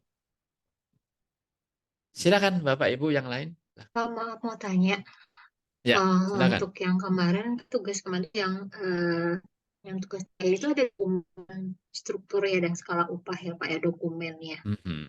Berarti dokumen itu artinya yang udah ditandatangani atau gimana ya Pak ya? Ya, yang portofolio yang ideal itu adalah yang real. Memang kita bikin atau kalaupun kita bukan pengambil keputusan tapi kita yang mendraft gitu, minimal mendraft. Yang mendraft kan biasanya munculnya di dalam parap ya, bukan tanda tangan tapi parap. Ada parap di situ ya. Nah, artinya kita memang terlibat dalam pembuatan kebijakan struktur skala upah. Itu ya yang cukup ideal. Gitu. Tapi ya kita tahu bahwa tidak semua itu melibatkan kita secara langsung. Gitu ya. Jadi salah satu alternatifnya adalah kita mengajukan satu usulan, satu konsep bahwa inilah struktur skala upah yang saya usulkan di tempat saya. Dengan nanti asesor kan akan menggali sejauh mana kita menguasai gitu ya, yang disebut mekanisme penyusunan struktur skala upah. Sepanjang itu memang kita bisa jelaskan, ya, it's okay, it's no problem. Oh, berarti kalaupun kita tidak menggunakan yang real yang di kantor ya Pak ya, karena kan saya pribadi bukan yang terlibat di sana. Maksudnya karena kita ada masing-masing bagiannya juga ya Pak ya, dan memang tidak boleh dikeluarin gitu secara dokumennya. Berarti kalau misalkan kita tidak yang mengerjakan, kita ngajuin kayak proposi ya Pak ya, berarti anggap propos. Betul. Suatu proposal lah, suatu usulan begitu ya. Tapi kita bisa menjelaskan kenapa saya mengusulkannya seperti ini. Makanya itu harus dilengkapi dengan simulasi tentang job evaluation. Kemarin saya minta bikinlah satu yang struktural, satu yang fungsional sebagai bukti bahwa kita tuh nggak pakai ilmu penerawangan gitu ya. Kita kan pakai metode yang objektif, ada sistem poin dan sebagainya. Atau kalaupun nggak pakai poin juga boleh-boleh aja, misalnya menggunakan yang lebih sederhana, misalnya metode klasifikasi. Ya. Di tempat saya kan kombinasi, itu pakai klasifikasi, itu untuk pekerjaan struktural, itu pakai klasifikasi, dan untuk pekerjaan operator, kami pakai klasifikasi by level skill. Ya, makanya kami punya klasifikasi itu ada skill, semi skill, dan skill. Gitu. Upahnya dibedakan tentu ya, yang skillnya lebih tinggi kan pasti lebih tinggi gitu ya. Tapi kalau untuk jabatan yang kategorinya staff atau fungsional, kami menggunakan sistem poin. Ya. Karena itu kadang apa ya, sekalipun dia itu misalnya membantu seorang presiden direktur, tapi kalau dia hanya sekedar sekretaris yang membantu urusan-urusan yang sifatnya sangat administratif, kan nggak harus dia levelnya tinggi kan, sekalipun dia itu satu ruangan dengan direktur gitu, ya kan? Ya dia hanya sekretaris biasa. Beda dengan yang disebut corporate secretary kan. Ya kalau corporate secretary kan kayak di istana aja kan itu yang disebut menteri kan, menteri sekretaris kabinet gitu, level tinggi gitu ya. Jadi itu satu satu contoh bahwa yang fungsional itu mungkin kita memerlukan satu alat ukur ya. Ya alat bantunya salah satunya adalah sistem poin tadi. Gitu, Ulia. Sampai ini Pak. Silakan. Ya, silakan. Satu lagi mau nanya Pak. Ya. Kan mungkin yang tadi tuh sebenarnya tadi ada balik ke pertanyaan, ada yang sempat tanya soal sih untuk paruh waktu ya Pak ya, untuk yang Hmm. paruh waktu. Nah, bisa nggak sih itu kalau untuk paruh waktu itu diterapin kalau misalkan kalau kita tuh di kita tuh ada karyawan harian ya Pak ya, harian yang sifatnya proyekan kayak gitu dan sebagainya. Nah, itu bisa nggak sih Pak diterapin ke karyawan yang sifatnya harian seperti itu? Kemudian kan kalau misalkan paruh waktu itu kan memang tidak boleh lembur ya Pak ya, karena kan dia ada maksimal jam yang harus dia kerjain ya Pak ya. Kan namanya juga Karena di paruh situ, waktu. iya. Nah, itu boleh nggak sih, misalnya gini, kadang-kadang kan satu company tidak boleh kemungkinan ya Pak ya, kerja pasti dia akan lebih dari yang ditentukan gitu. Misalkan kalau misalkan dengan kondisi gitu, boleh nggak sih sifatnya si lembur itu kita ganti dengan kompensasi mungkin sifatnya insentif atau seperti itu gitu. Itu sih Pak. Terima kasih. Makanya harus kita clear dulu nih mengenai definisi dan indikator dari paruh waktu dan penuh waktu. Penuh waktu itu kan jam kerja seminggunya 40 jam atau lebih. Dan perharinya itu 7 sampai 8 jam. Ya, itu dari sisi waktu yang dipergunakan untuk bekerja. Kalau ternyata jam kerjanya di bawah itu, di bawah 40 jam minggu, di bawah 8 jam sehari, baru boleh. Itu disebut sebagai paruh waktu. Gitu. Malah kan rumus yang dipakai kan 126 tuh. Artinya apa? Jangan lebih dari 126 jam dalam sebulan gitu maksudnya. Ya. Kalau yang penuh waktu itu kan 173 standar.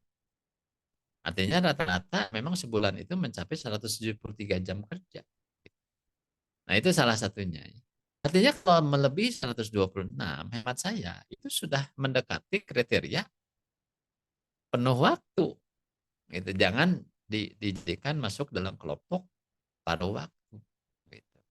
Nah, kalau paruh waktu itu mestinya kan emang nggak ada jam lembur. Kan selalu kurang. Selalu kurang dari 8 jam kerjaannya sehari. Atau selalu kurang dari 40 jam seminggu. Ya kan? Makanya dihitungnya jam-jaman. Dan tarif per jamnya kan relatif lebih tinggi ya daripada hitungan lembur gitu ya. Jadi misalnya kalau upah minimum 3 juta atau 4 juta itu tinggal dibagi aja 126. Itulah tarif jam-jaman mereka yang paruh waktu. Gitu. Nah, sekarang misalnya soal diganti upah lembur itu dengan insentif. Kalau dia penuh waktu ya nggak boleh gitu diganti dengan insentif. Kecuali hitung-hitungannya jadi lebih gede, boleh gitu. Kan yang sering terjadi itu begini di perusahaan itu mencoba menyiasati ya nilai upah lembur itu supaya lebih kecil. Jadi nggak pakai judul upah lembur, tapi insentif. Gitu. Biasanya dibikin flat kan, flat misalnya sebulan. Udahlah kamu saya kasih tambahan deh 100.000 atau 200.000 sebulan ya. Tapi kalau kamu lembur, kamu jangan minta lagi upah lembur kan gitu aturan mainnya. Kalau secara regulasi ya itu tetap aja dikatakan melanggar. Ya nggak boleh seperti itu. Cuma ya kita tahu di lapangan sering berjalan praktek seperti itu. Ya. Nah, kalau sepanjang karyawannya bersedia, tidak komplain, tidak melapor, ya mungkin sih baik aja. Ya kan? No problem. Tapi pada saat mulai nih, ada satu dua orang yang melapor ke Disnaker, ya. Kemudian akhirnya Disnaker datang memeriksa. Udah, problem itu. Ya, karena kita tidak mengikuti syarat dan ketentuan upah lembur begitu. Ya. Kecuali kalau ternyata insentif itu sendiri lebih gede lah. Kalau menurut saya sih harusnya ya udah kalau insentifnya gede gitu kan, ya udah itu pakai upah lembur aja udah hitungannya. Udah sesuai dengan syarat dan ketentuan menurut regulasi yang ada, udah aman. Gitu. Ya. Demikian, Mulia kalau menurut saya. Ya. Terima kasih Pak. Silakan nih Bapak Ibu yang suaranya belum kedengaran nih. Harus kebagian tanya atau kasih pendapat boleh. Silakan.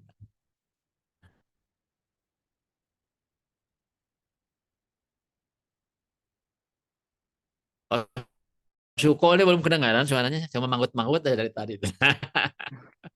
Siapa?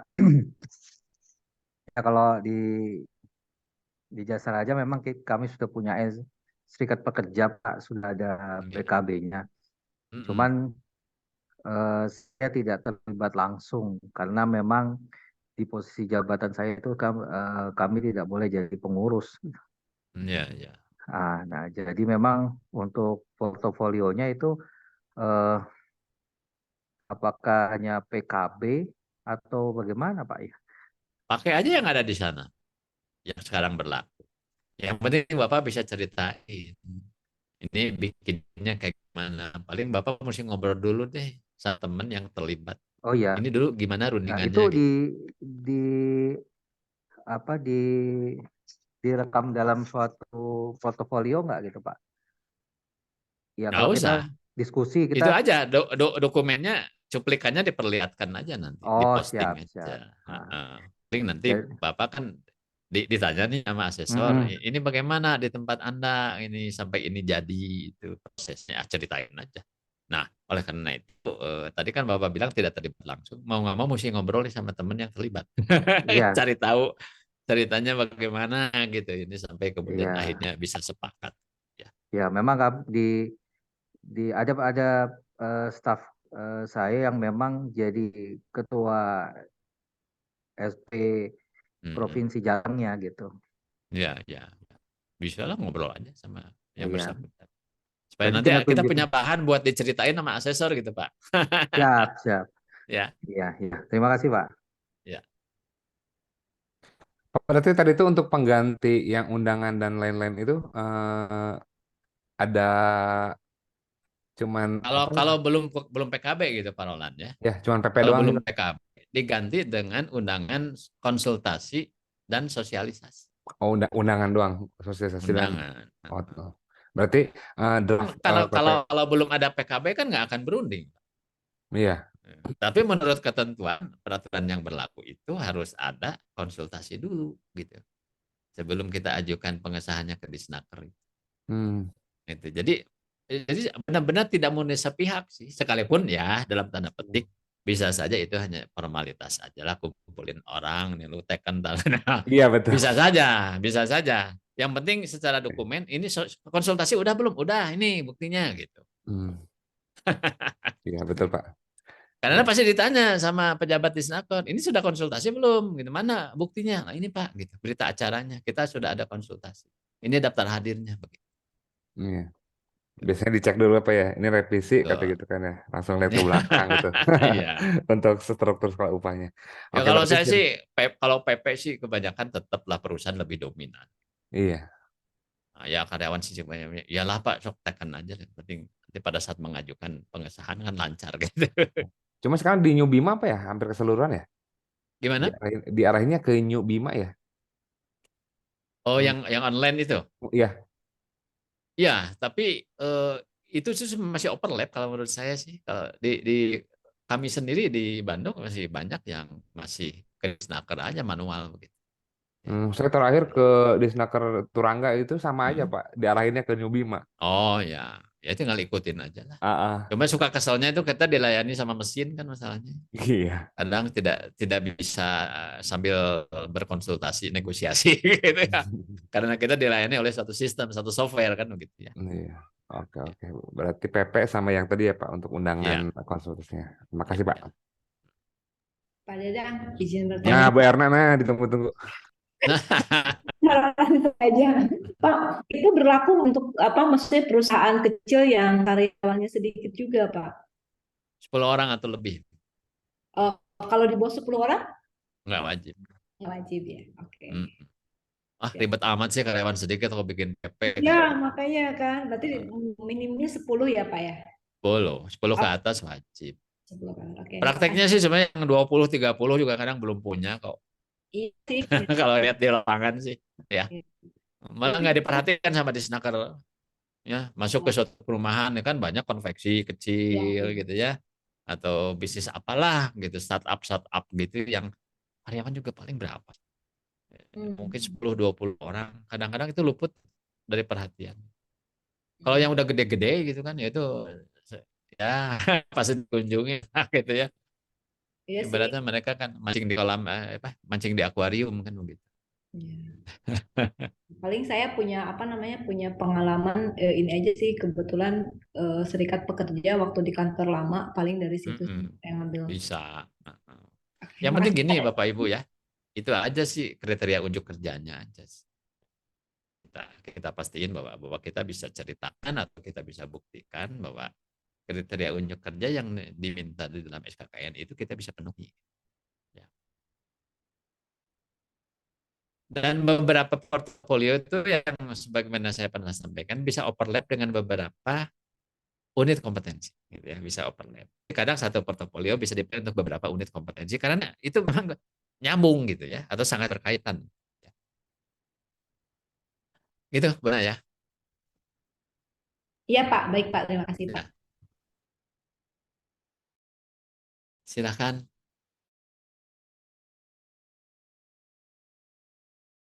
Ini siapa lagi nih yang belum? Ada yang mau ditanyakan Pak?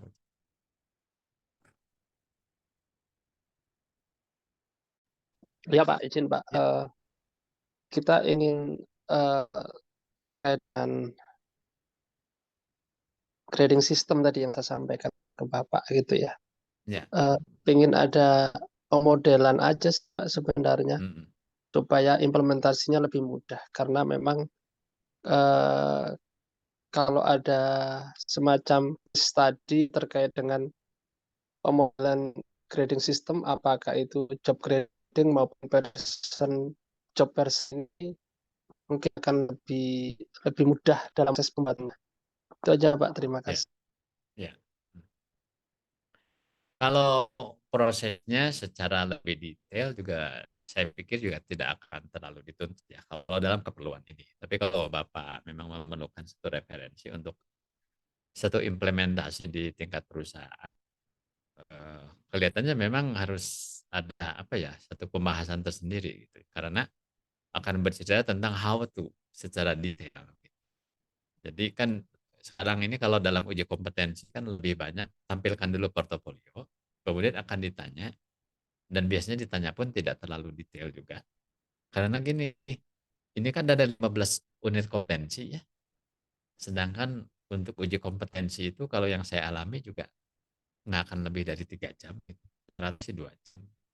Jadi sedalam apa sih gitu sebenarnya. Jadi biasanya juga asesor juga hanya akan mengambil beberapa simpul yang paling penting aja gitu, untuk memastikan. Tapi kalau kita punya satu kebutuhan yang katakanlah lebih dari itu untuk satu penyempurnaan ya, misalnya di tempat kita mau bagaimana dan perlu satu referensi, kayaknya mungkin Pak Roji nanti bisa misalnya, diskusi dengan saya mengenai kalau saya pasti hanya cerita di tempat saya seperti apa dan waktu saya membantu beberapa klien paling-paling begitu. Kalau bicara job grading sih sebenarnya kan sederhana. Tergantung juga ukuran perusahaan. Kalau perusahaannya besar, tentu memerlukan alat bantu yang lebih kuantitatif, ya. Misalnya menggunakan sistem POI. Dan kita harus punya tim. Nggak bisa sendiri, Pak. Gitu kalau ini kerjaan banyak. Apalagi bicara bahwa kita harus mulai dengan job analysis. Job analysis kan pekerjaan besar itu. Pengumpulan data kan. Ya. Bayangkan saja kalau kita punya 300 atau 400 data itu,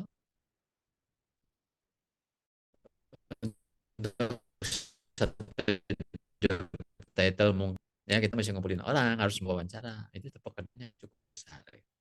Makanya sebenarnya beberapa perusahaan yang memang besar ukurannya dan ingin bawa hasilnya bagus, mereka hampir mungkin yang mengerjakan sendiri. Ya. Mereka pasti meng-hire konsultan dari luar untuk bekerja dengan tim mereka, mendampingi tim mereka itu untuk melakukan. Perjalanannya dari mulai job analysis, bahkan mungkin strukturnya dibenerin dulu, terus dilakukan job analysis sehingga kita memperoleh job description dan job spec yang lebih ya, yang lebih valid. Setelah itu baru masuk ke job evaluation. Nah, job evaluation itu kan endingnya adalah job grading. Setiap job itu value-nya berapa? Belum ada rupiahnya, belum. Itu nanti kan urusannya struktur skala upah ya, langkah berikutnya. Metode pilihannya kan yang pernah saya sampaikan dari mulai yang paling simpel tuh ranking, tapi ranking kan hanya perusahaan kecil. Klasifikasi pun hanya untuk kelompok pekerjaan tertentu yang mudah untuk diklasifikasikan, seperti misalnya pekerjaan operator misalnya. Kita di tempat saya hanya menggunakan skill level gitu, compensable faktornya cuma satu gitu, skill level. Tapi kalau untuk pekerjaan yang sifatnya fungsional dan spesialis, compensable faktornya banyak gitu. Ya. Nah, kemudian kaitan dengan person adalah nanti masuknya sebenarnya kaitannya dengan suksesi. Ya, atau kalaupun nggak ke suksesi, kaitannya dengan menentukan gaji dia berapa untuk sesuai di pertanyaan dari siapa tadi ya, Pak Roland barangkali ya. Jadi atau Ibu Lia ya, bahwa orang itu kalau sudah grade-nya itu top gitu, prestasinya bagus, itu bagaimana? Ya. Jadi orang di dalam satu rentang, misalnya grade 1, grade 2, rentang minim maksimum, itu kan dia apakah bergeser ke maksimum atau enggak, itu kan yang menentukan adalah kompetensinya. Kedua adalah performance-nya. Nah, mau nggak mau kan kita harus menggunakan yang namanya penilaian kompetensi dan penilaian prestasi. Secara umum gitulah Pak Rozi ya, secara umum. Ya, mungkin bisa di-clearkan lagi terkait dengan ini Pak, apa yang skala upah minimum, medium sama maksimum itu batasannya seperti apa Pak? Saya akan share yang dari yang kemarin ya Pak ya. Saya tuliskan dulu.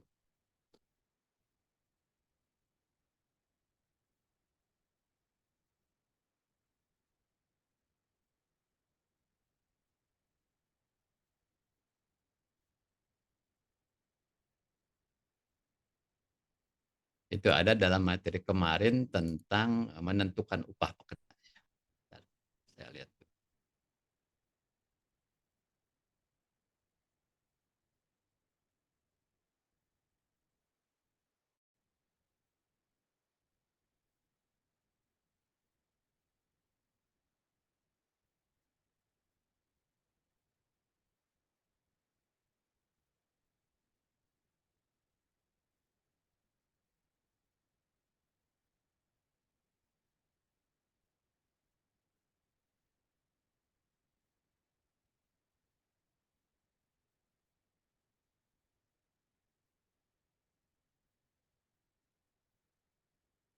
Udah muncul?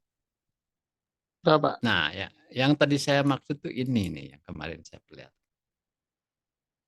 Nah, prinsip dibalik peningkatan gaji. Nah, kita kalau menilai prestasi karyawan itu kan, endingnya kita akan tahu apakah dia itu nilainya bagus banget, yang ini nih, exceed expectation, sebut saja nilainya A begitu, ya kelompok A. Ada yang meet expectation B misalnya, atau needs improvement C. Ya. Jadi ini baik sekali, ini baik, ini cukup sajalah, gitu ya. Nah, tapi si A, si B, si C itu kan masing-masing dia udah ada di posisinya itu di mana. Ini tuh rentang. Di dalam golongan dia, misalnya apakah dia golongan 1, golongan upah 2, dan seterusnya, atau di grade dia itu kan ada rentang, Pak. Angka minimum sampai ke angka maksimum. Termasuk angka tengah-tengah gitu yang di sini. Di sini hanya disebutnya minimum sampai 25% di rentang itu. Ini 26% sampai tengah-tengah 50%. Yang ini kelompok ini. Yang berikutnya ini yang kolom keempat 51% sampai 75% dari rentang dia. Dan ini yang tertinggi adalah 76% sampai mentok di angka tertinggi di dalam rentang gaji kelompok dia sendiri. Nah, ini kita mengetahui dia apakah nilainya A, B, atau C. Ya, itu kan setelah kita melakukan performance appraisal. Betul kan? Nah, baru kita tahu. Nah, sedangkan di sini, bagaimana si A, si B, si C itu ada di kelompok minimum kah, tengah-tengah kah, ya, atau maksimum kah? Itu kan ada beberapa faktor. Ya. Pertama ada kompetensi level dia di bidang mengalami pernah naik gaji gitu, tanpa harus nolongan kan gitu, karena ada rentang, ada space. Gitu. Ya. Mungkin aja dia kemudian bergerak ke sini, Malah mungkin karena dia pertama orang senior, kompetensinya paling jago di antara semua kelompok di situ, dan prestasi kerjanya selalu bagus, sehingga kemudian dia sampai mentok di sini. Gitu. Ya. Itu yang saya maksud adalah kaitan antara performance-nya, kompetensi dia, ya, kemudian job grading dia. Jadi ketiga hal ini blendingnya di tabel ini ketemunya. Nah, yang sebut prinsip di balik peningkatan gaji itu tidak selalu bahwa yang prestasinya luar biasa itu kemudian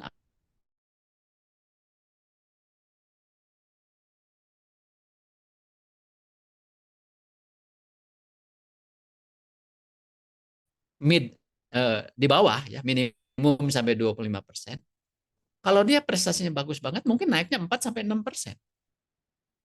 Ya kan? 4 sampai 6%. Tapi kalau dia itu sekalipun prestasinya bagus banget, nilainya A, tapi kalau di dalam golongnya rentang dia udah posisinya mentok sampai sini, mungkin nggak naik dulu.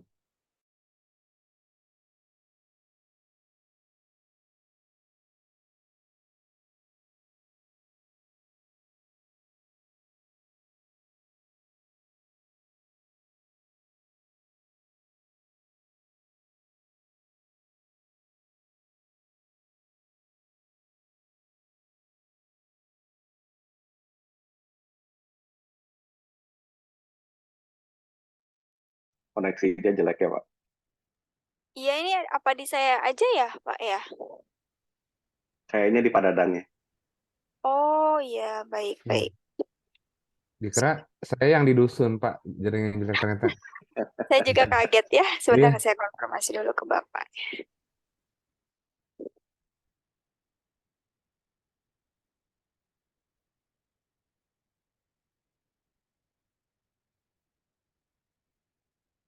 Oke, saya sudah cek.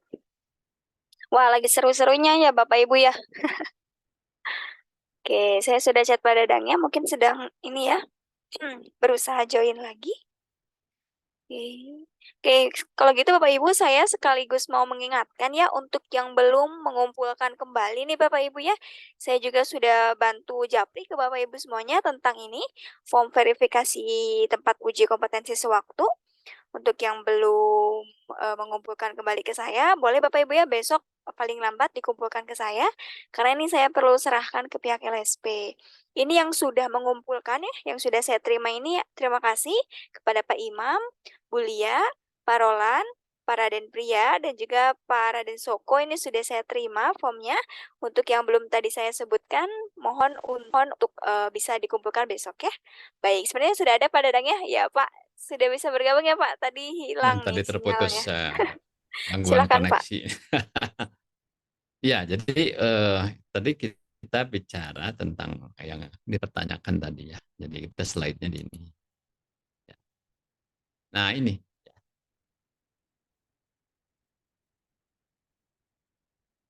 Inilah hubungan antara performance, kompetensi, dan hasil penilaian prestasi. Ya.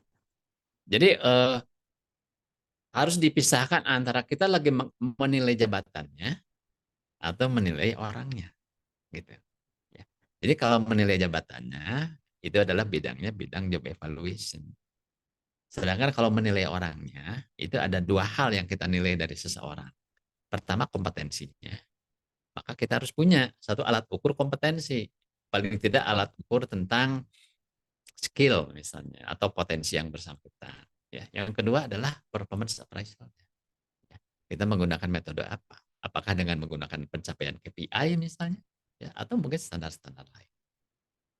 Intinya begitu, Pak Rozi ya, tentang ini. Pak, bisa disinggung sedikit terkait dengan desain organisasi, Pak, barangkali. Tadi sempat bicara juga tergantung juga struktur organisasi. Mungkin juga di sana juga bersinggungan juga dengan desain organisasi. Terima kasih. Ya, kalau yang Bapak maksud desain organisasi itu kaitan dengan ukuran organisasi itu kan akan menentukan seberapa banyak sih jabatan yang ada di situ, Pak? Betul kan? Seberapa banyak jabatan? Makin banyak jabatan, berarti itu adalah organisasi yang besar. Kalau organisasi besar dengan jumlah job title yang banyak, tentu kita memerlukan satu alat evaluasi yang lebih cocok. Gitu. Makanya pada saat kita menentukan alat evaluasi jabatan itu apa, pertama yang harus jadi perhatian adalah berapa banyak sih yang mau kita evaluasi jabatannya. Kalau jabatannya itu nggak banyak karena ini hanya perusahaan menengah kecil, mungkin hanya katakanlah mau 10 atau sampai 20 jabatan, mungkin tidak memerlukan satu metode yang kompleks seperti sistem poin gitu. Ya. Bahkan mungkin sistem ranking atau klasifikasi saja sudah cukup memenuhi. Syaratnya adalah job evaluatornya atau orang yang melakukan evaluasi jabatan adalah orang yang harus mengerti betul pekerjaan itu. Yang nggak bisa hanya dengan cara menduga-duga atau hanya menggunakan asumsi. Ya, di tempat kami operatornya banyak gitu. Tapi di level operator itu jenis pekerjaannya sebenarnya tidak terlalu banyak. Makanya kami hanya memerlukan bantuan pimpinan perusahaan dan orang-orang yang menguasai proses produksi untuk melakukan klasifikasi. Ya, sehingga dari semua jabatan operator di pabrik garment di tempat kami hanya membuat 3 atau 4 klasifikasi berdasarkan skill level. Dan itu kita rundingkan bersama gitu. Ya. Para tokoh-tokoh produksi termasuk presiden, direktur, owner itu duduk di satu meja untuk melakukan klasifikasi bersama-sama. Gitu. Jadi sangat mungkin bahwa metode yang dipakai itu kombinasi, Pak. Tidak single instrumen. Ya. Misalnya kita membuat dulu pengelompokan. Ada jabatan fungsional, ada jabatan struktural, terus by level, apakah level pelaksana, level first line, level middle, atau level top. Ya. Demikian Pak Rozi.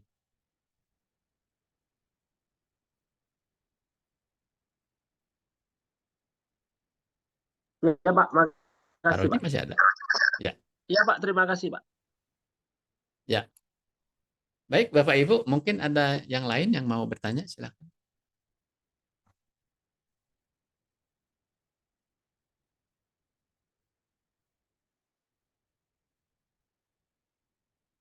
Bapak Ibu, besok-besok kalau misalnya ada yang mau ditanyakan, silakan aja bisa di webnya bertanya, disiapkan aja dulu portofolionya, nanti kita bisa konsultasi.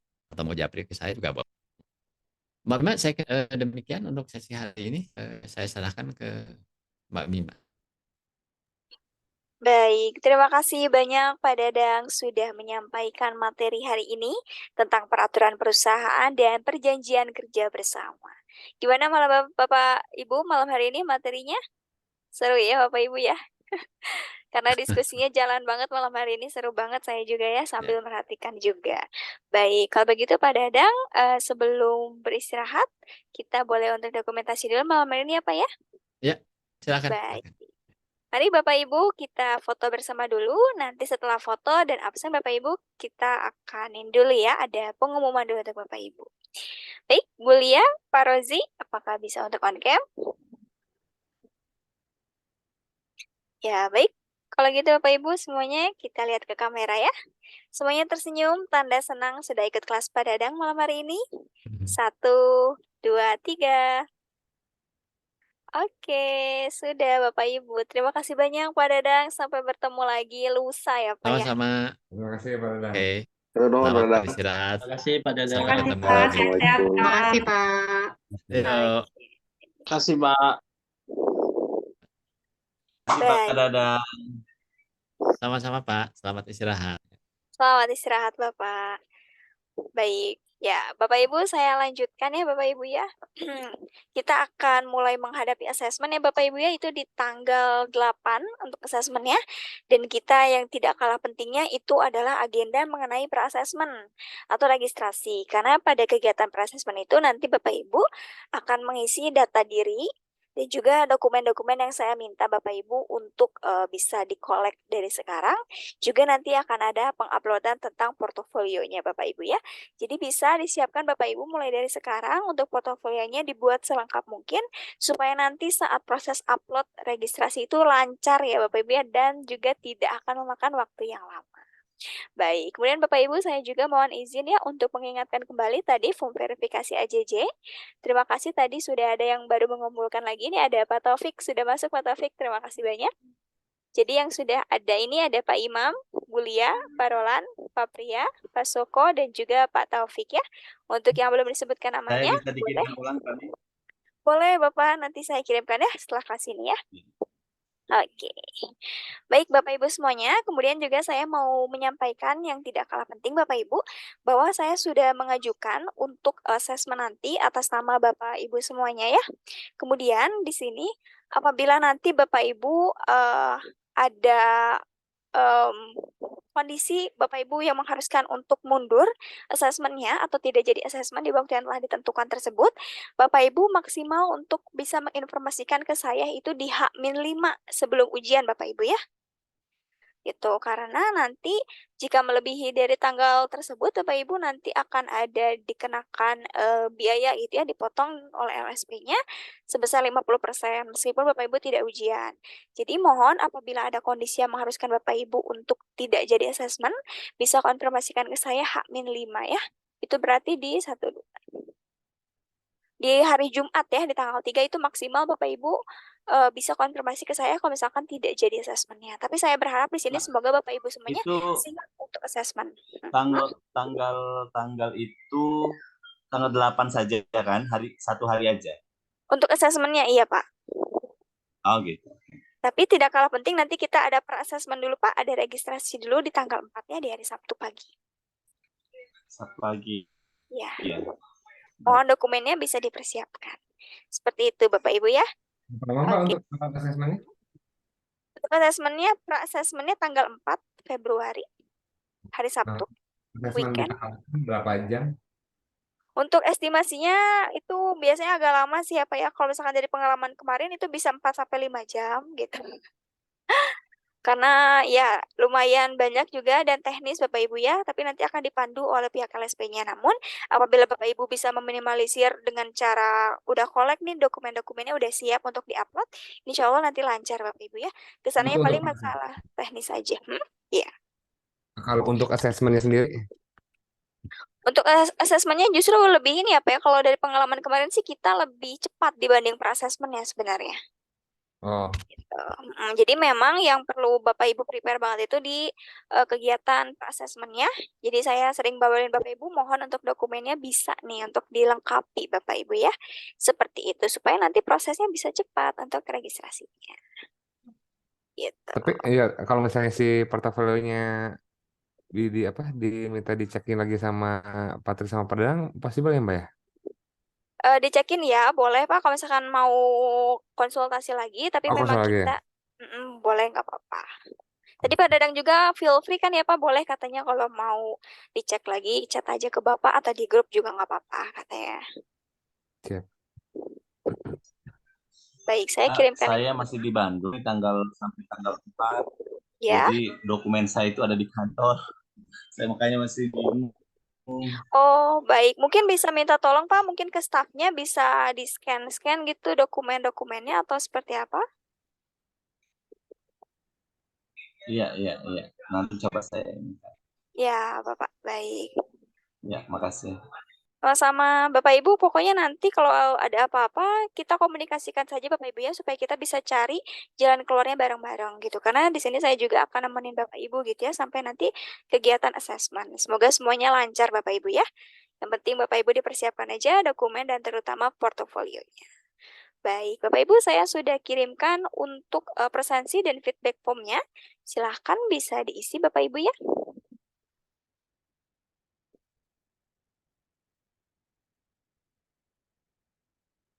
Oke.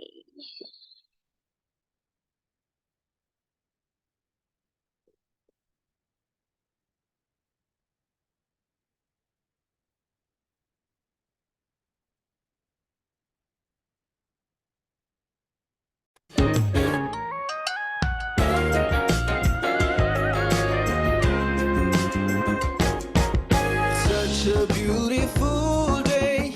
Why are you so blue? Hey, it's been too long that you shut your heart out. Well, I know it's true. Sometimes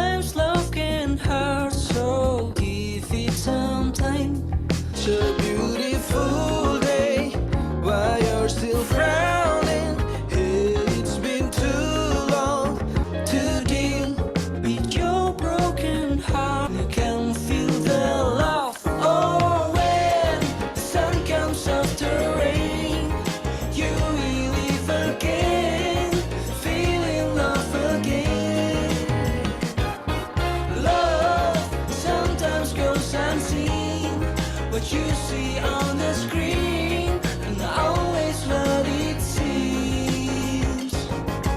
Such a beautiful day.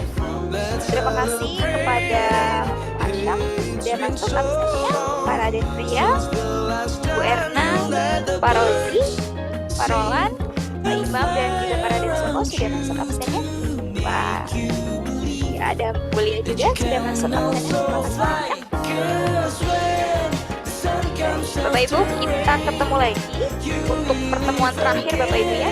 Untuk unit kompetensi terakhir tentang komunikasi organisasi yang efektif itu ada di lusa Bapak Ibu ya. Jadi nanti kita ketemu lagi lusa.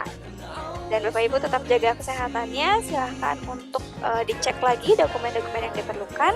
Kalau ada apa-apa Bapak Ibu silahkan untuk konsultasi aja baik dengan mentor maupun dengan saya. Nanti kita akan berusaha cari penyelesaian terbaik. Namun di sini semoga semuanya lancar Bapak Ibu ya, baik asesmen maupun kegiatan asesmen. Baik, kalau begitu Bapak Ibu semuanya, saya izin pamit untuk menutup pertemuan pada malam hari ini. Terima kasih banyak dan selamat malam. Assalamualaikum warahmatullahi wabarakatuh. Waalaikumsalam. Waalaikumsalam warahmatullahi wabarakatuh. Terima kasih semuanya. Sehat-sehat. Sehat.